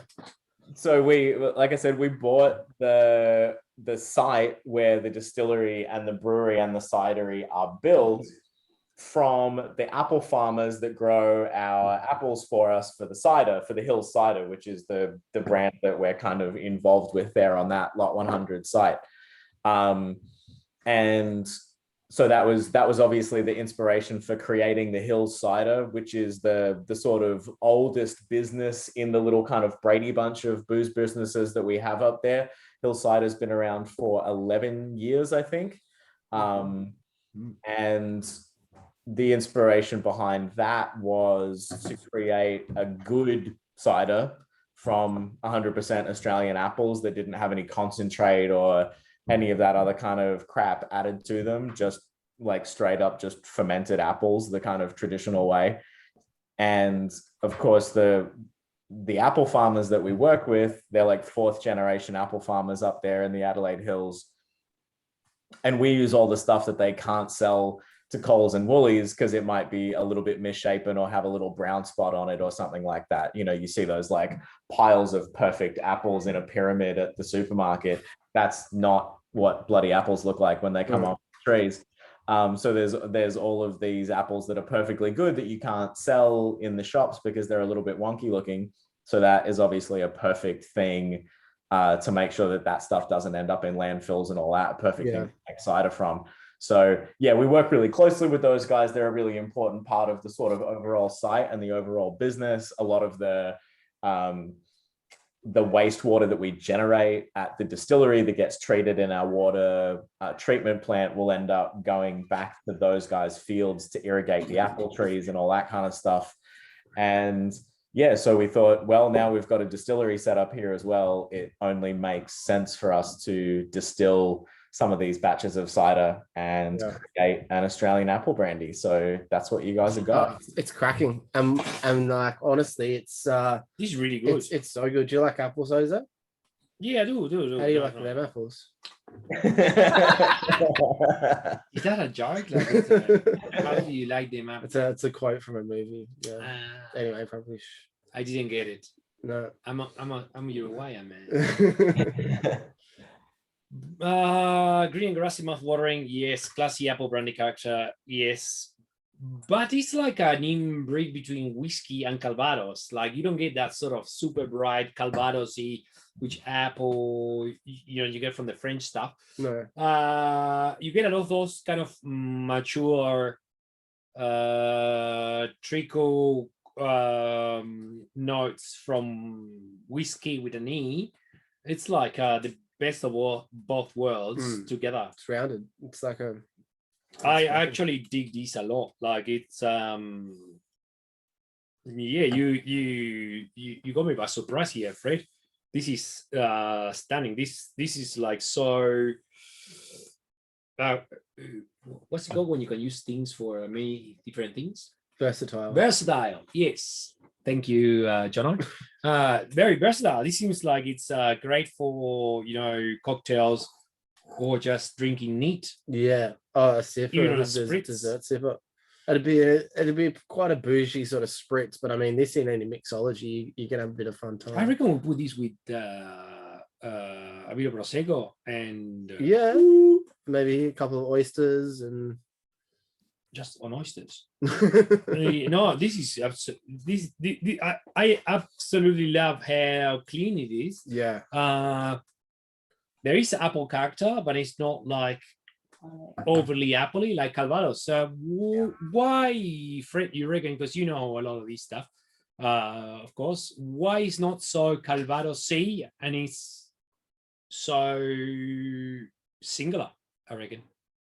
Look, I honestly couldn't tell you. I don't know a huge amount about the production processes that go into this particular product. It's something that we generally only sell like from the cellar door at the distillery and sort of direct to customers on our website. So I honestly don't know that much about it, except that I know that obviously 100% of the apples come from those fields that are right around the distillery, and it's bloody delicious. To me, it's just like so much kind of creamy, Like the texture on it is just so amazing and round and creamy, and it's got this beautiful sort of fresh apples and licorice on the nose. That it's like Calvados without being as Happily. as intense and as oaky and stuff. But if I may, I would like to, because she's been sitting here next to me very, very politely all evening, I'd like to throw to the resident mixologist in the house. For anyone who doesn't know, my partner Cara is the manager of the Bomba Rooftop in the Melbourne CBD, and she also has a brilliant YouTube channel called Behind the Bar, where she goes over all sorts of kind of tips and tricks about how to make really good drinks, as well as some really good content on spirits and whiskey and sherry and all that kind of stuff. How would you employ this in a cocktail, Ms. Divine? Well, I was just saying the thing that that came to mind was a Pan American Clipper, which is like basically like a Jack Rose, if anyone's ever had that. So Jack Rose is generally Applejack, grenadine, and lemon juice, like a really simple sour. And then the Pan American Clipper is usually done with Calvados, and then with a little dash of like absinthe or some kind of anise in there. So I feel like, because it's got that real the licorice thing, right? And it's still really like bright and fresh as well, so it wouldn't be as like funky. So I think it would work well with grenadine. I like these a lot. It's Cara, as you said, this it sounds delicious. I'll take a couple of them. Yeah, I know. It's a name as well. It's one of those like just like it feels like a fancy name.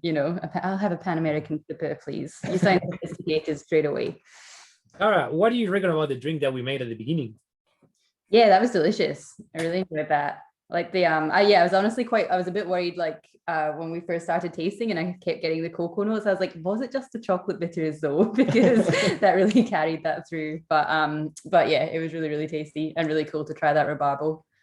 Yeah. I think it was like a Casa de Vinos twist on a whiskey that is not so strong as a bourbon.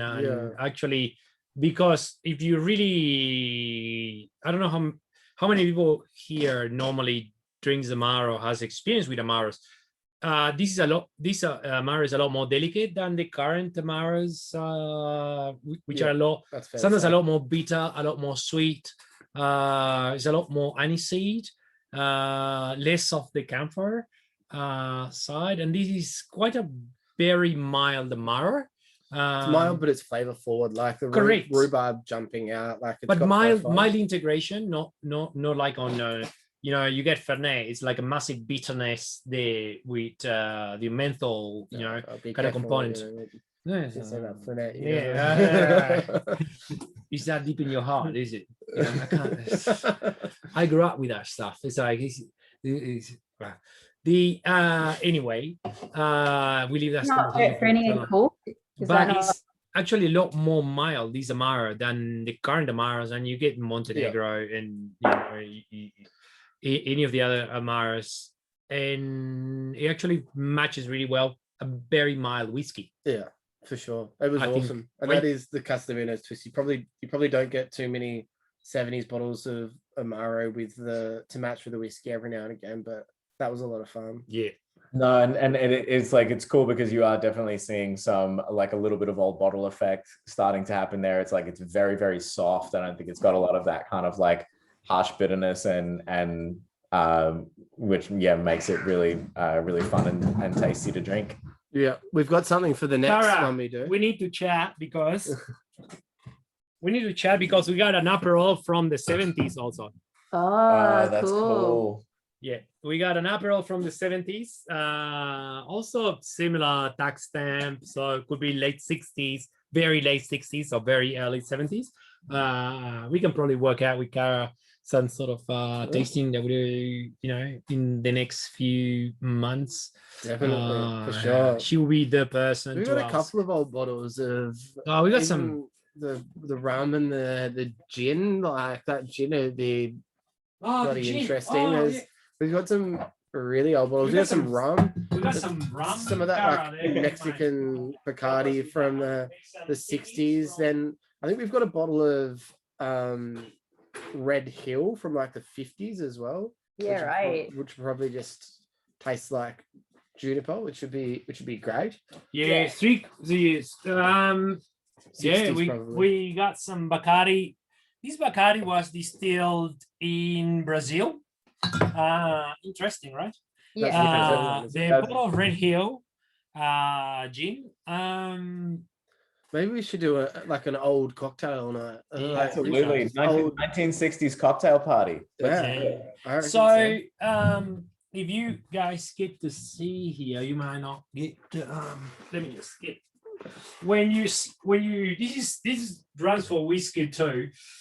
When you get to see, That's there, good. Yeah. the label there, 3/4 liter, Yeah. right? 3/4 liter was the label used only until 1974-75. Then the label changed to 0.75. This is 3/4 liter. Let me find an Italian one that is. Yeah. Then here is after 1975 or 74, depending who you read. So you got We're getting your label is the history and the tax stamps now. yeah. Right. You never know where the night will The go. 3/4 liter change around 1974, 75 to 750 mils. Yeah. Okay.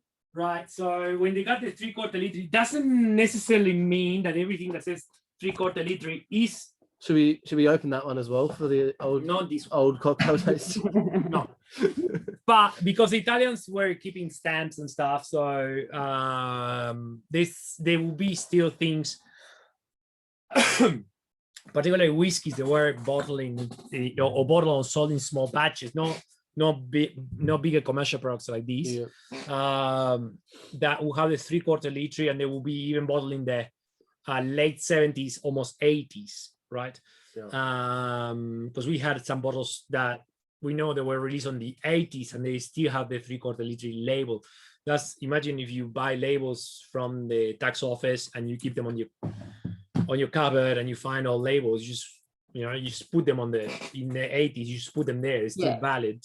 Yeah. So, but with whiskeys, because there were small batches, small imports, and these ones were more like commercial products. That pop on anything. Yeah, this one will be more current, really current.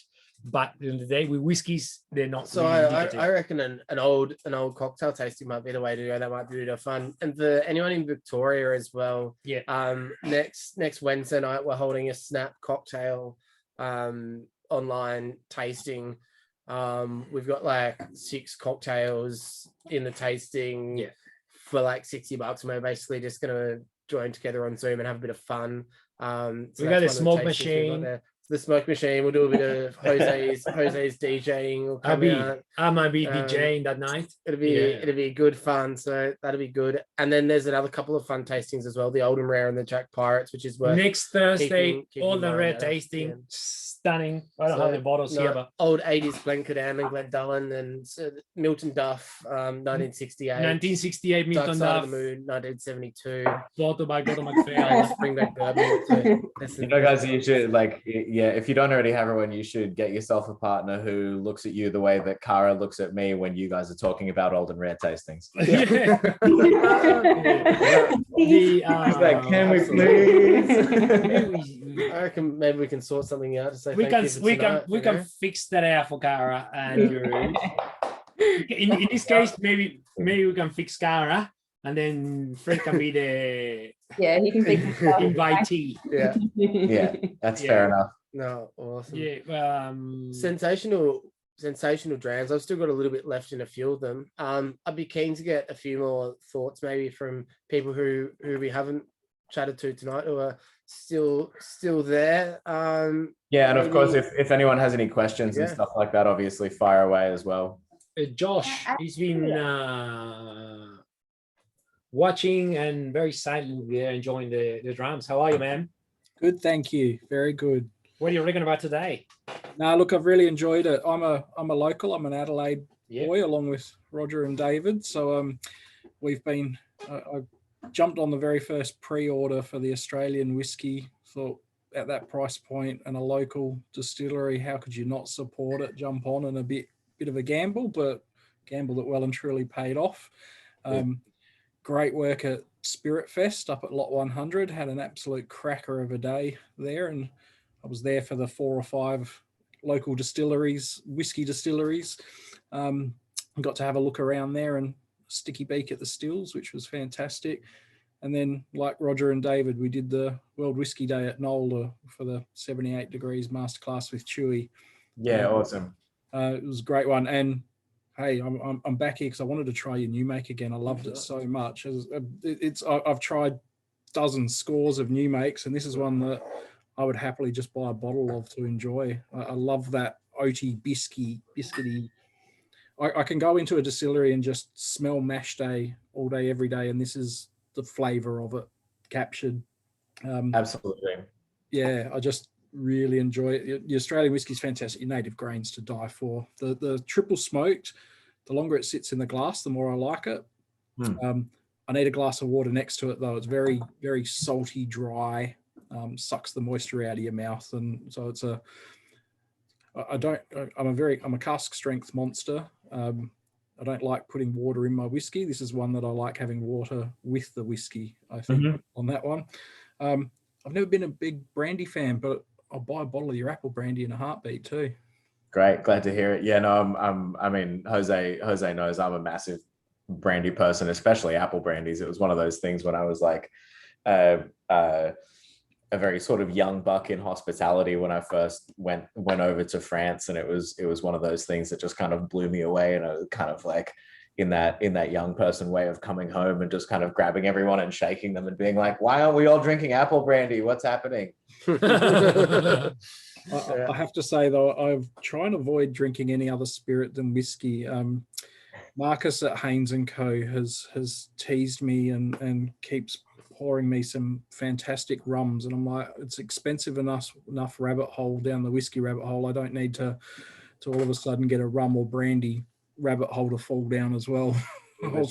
Because I won't stop buying just as much whiskey. I'll just buy 3 times as many bottles of spirits.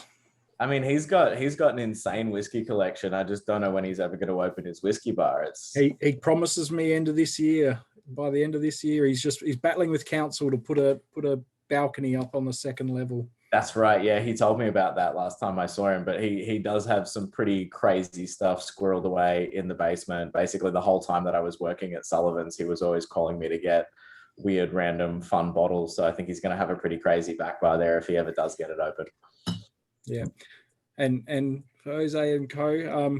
Managed to grab my ticket for Whiskey Abbey. So me and the boys are doing a road trip over there in October. Awesome. That's going to be big. Yeah, we're going to be there. We'll be there. Yeah. And hopefully we'll have that fortified cask like actually in the bottle ready to sell by the time that Whiskey Abbey rolls around. Amazing. I'm hoping so. It'll probably be a little bit of a pre-release situation, so that'll be good. So if anyone missed out on tickets, just by the way, I should have said this when there was more people up there. Just let us know. We look after everyone. So I know a few of our friends, regulars, missed out because it was too quick. 2 hours, 6 hours.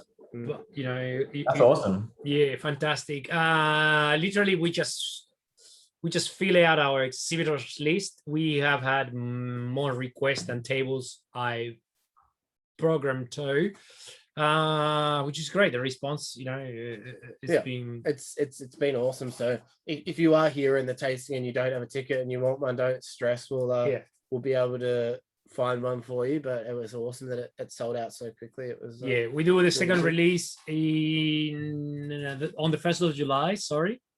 And how many tickets all up, Jose? At the moment, only 350, and that is with the current restrictions of capacity. If by October they lift the restrictions, which is now it's a 1 people per 2 square meters. If we go back to 1 person per square meter, we get up to 700 people. So yeah. So at the moment we're going to have 30 tables for 350 people. That's what our capacity is, which is a good, decent size, and it's a big site.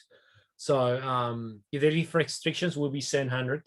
So still it's going to be great because there'll be outdoor area then, and you can go out and have a drink and sit down and and grab some food and sit on the garden, and then gonna- go back and get more drinks. And It's going to be a good fun day. yeah, so Really awesome.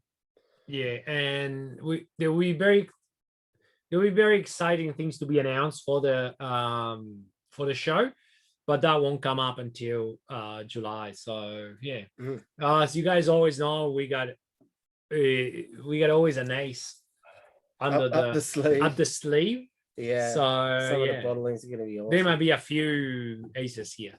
So yeah, it's gonna be good fun. Good fun. Few people we still haven't heard from there in the chat with the tasting tonight.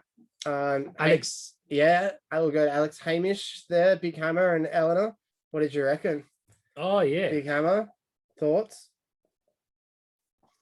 Very, very excited to be doing our first whiskey tasting. Very happy to be included in the tasting notes with you guys. Absolutely love the whiskeys. Really enjoyed trying some stuff that's new, that's unreleased. The apple brandy really blew us away. We did the same thing. We lived in France for a couple of years and was never really taken by Calvados, but was excited to try an apple brandy and really enjoyed it. I went down really well. Good. Thanks for the feedback, man. Love It's I think everything here performed really, really well. Yeah, it was awesome. What our mate Alex Yuzalo. Hello. How are you, mate? Well, very good, Fred. Congrats. Thanks for tonight. Excellent stuff in there.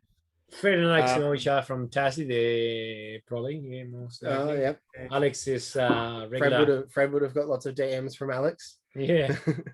Yeah, actually. It's probably no, really great lineup. A real surprise pack, actually some of them. That apple brandy is the second time I've had that, and that's superb. But I really like the sustainability. Obviously there's all the environmental sustainability of the distillery, but I think another important component of that is business sustainability. So, aiming at a price point in the market that's sustainable for a long period of time is just as key as anything else. So it's really great to see that there's a fair bit of foresight and planning that's gone into it, and that you don't have to sacrifice the quality, I think, to hit the price point, which is really cool as well. Anyone want to come up? Thanks, man. Same. I think this is just a great distillery that has a very accessible range from the beginning until the really rare accessible stuff. range and excellent trajectory. We're in the early stages, so it's very, very exciting. Cheers, Alex. Father David, what do you reckon? What's your pick of the night? Oh, the native grain was just exquisite. I guess I'm spoilt from choice, as I sort of was chatting to Fred. From the home of Sullivans and Belgrove and Lark, I'm spoilt in Tassie, and I love some of Peter Bignell's rye offerings, both WRY and RYE. If anyone wants to have a blast, try some of his ginger hammer, so distilled ginger ale. But beware. Getting back to tonight, I was just so impressed by the provenance of the distillery as a slightly green tinged Tasmanian, and the subtlety of all the offerings, of all the expressions. I just couldn't have been more impressed. And also as having a tendency to the cask strength expressions to find that delight on the palate with not the ABV is just very refreshing. So I'm going to cancel my current bids on the Sydney single malt whiskey auction site. I've got about 20 on the go there, including a Cadenhead's 24-year-old small small whiskey concern. So it's one of the defunct Tasmanian distilleries now. Caden has Oh, wow. four bottles of a 24-year-old small concern on the site, so I might cancel those. Keep a couple. I've got to rip into some of that native grain, so I'm going to do a bit of a swap scheme in a few days. Thanks a lot, guys. Right. Thank you so much for the feedback, mate. That's really awesome. I'm really glad. Obviously, again, coming from most recently having worked with Tasmanian whiskey myself, it's really nice to hear that somebody else who appreciate that stuff is enjoying what we're doing at Adelaide Hills. It's fantastic. Yeah, and that's not, I guess, like we haven't talked about the lower ABV of these in comparison to, I guess, often we do higher ABV stuff, but we probably haven't talked about it because it doesn't necessarily need it, and the like they all drink like great. Yeah. So that's an interesting thing that we probably haven't even touched on, but it's gorgeous. All these drams, they're at the right optimal drinking strength. Another whiskey I had. I like this 44. It's good. It gives a lot of flavor. Not hot. It's just great drinking strength. Yeah, we can. All right. So, shall we call it? Yeah. Tonight? Yeah, for sure. Yeah. Thank you, everyone. Thank you, Fred, for tonight. It was fantastic. We will be in touch with you and Cara, most likely Cara. That's fair. She's the brains of the operation, certainly. So do something again interesting, Casa de Vinos style. Yeah. Thank you for the opportunity to taste these great whiskeys and we give us another perception, a different perception of what is happening in Australia. Yeah, a bit more sensible product. It's incredible, and we can't wait to at Whiskey Abbey have you there, and also at the new shop to be able to do some really sort of interesting tastings. Even like I think there's some really interesting food matches and stuff we could do with these. I think there's a fun little future relationship between we talk the Casa de same Vinos language Club and 78 Degrees. So we're super excited, and we're so thankful to be able to try these ones tonight. Cheers, Fred. Thank you. Thank you guys so much for having me, and thank you for everyone who showed up to taste through these whiskeys with me. I think it's super exciting and fun to be able to bring this stuff to you guys, because I know that obviously you and your customers are like pretty clued in and have got pretty amazing palates and all that kind of stuff. And, again, maybe used to drinking some rarer bottles and some stuff that's at higher ABVs and the single casks and all that kind of stuff. But, at the end of the day, I suppose these whiskeys, we made them at a price point at an ABV and all that kind of stuff that we just want people to drink them and have fun with them. And again, we think that's a part of the Australian whiskey scene that needs to be sort of further developed so that we can take over the world. So thanks for having me, and it's real nice to show this stuff to you guys. Thank you. I think you hit the nail on the head again. Yeah. It's good to have someone aiming to build the industry from the beginning, the proletariat whiskey, whiskey for the people, Australian whiskey for Australian people at a great price, which is great and great product too. For quiet people. Yeah, correct. Thank you everyone for tonight. I might see some of you on Wednesday or next Thursday, and should be a good couple of weeks though. I know. Take care. Cheers, Thank guys. you very much. Thanks for joining tonight. We'll see you at a future tasting. Cheers, Salud. guys. Cheers. Salud. Cheers. Bye bye.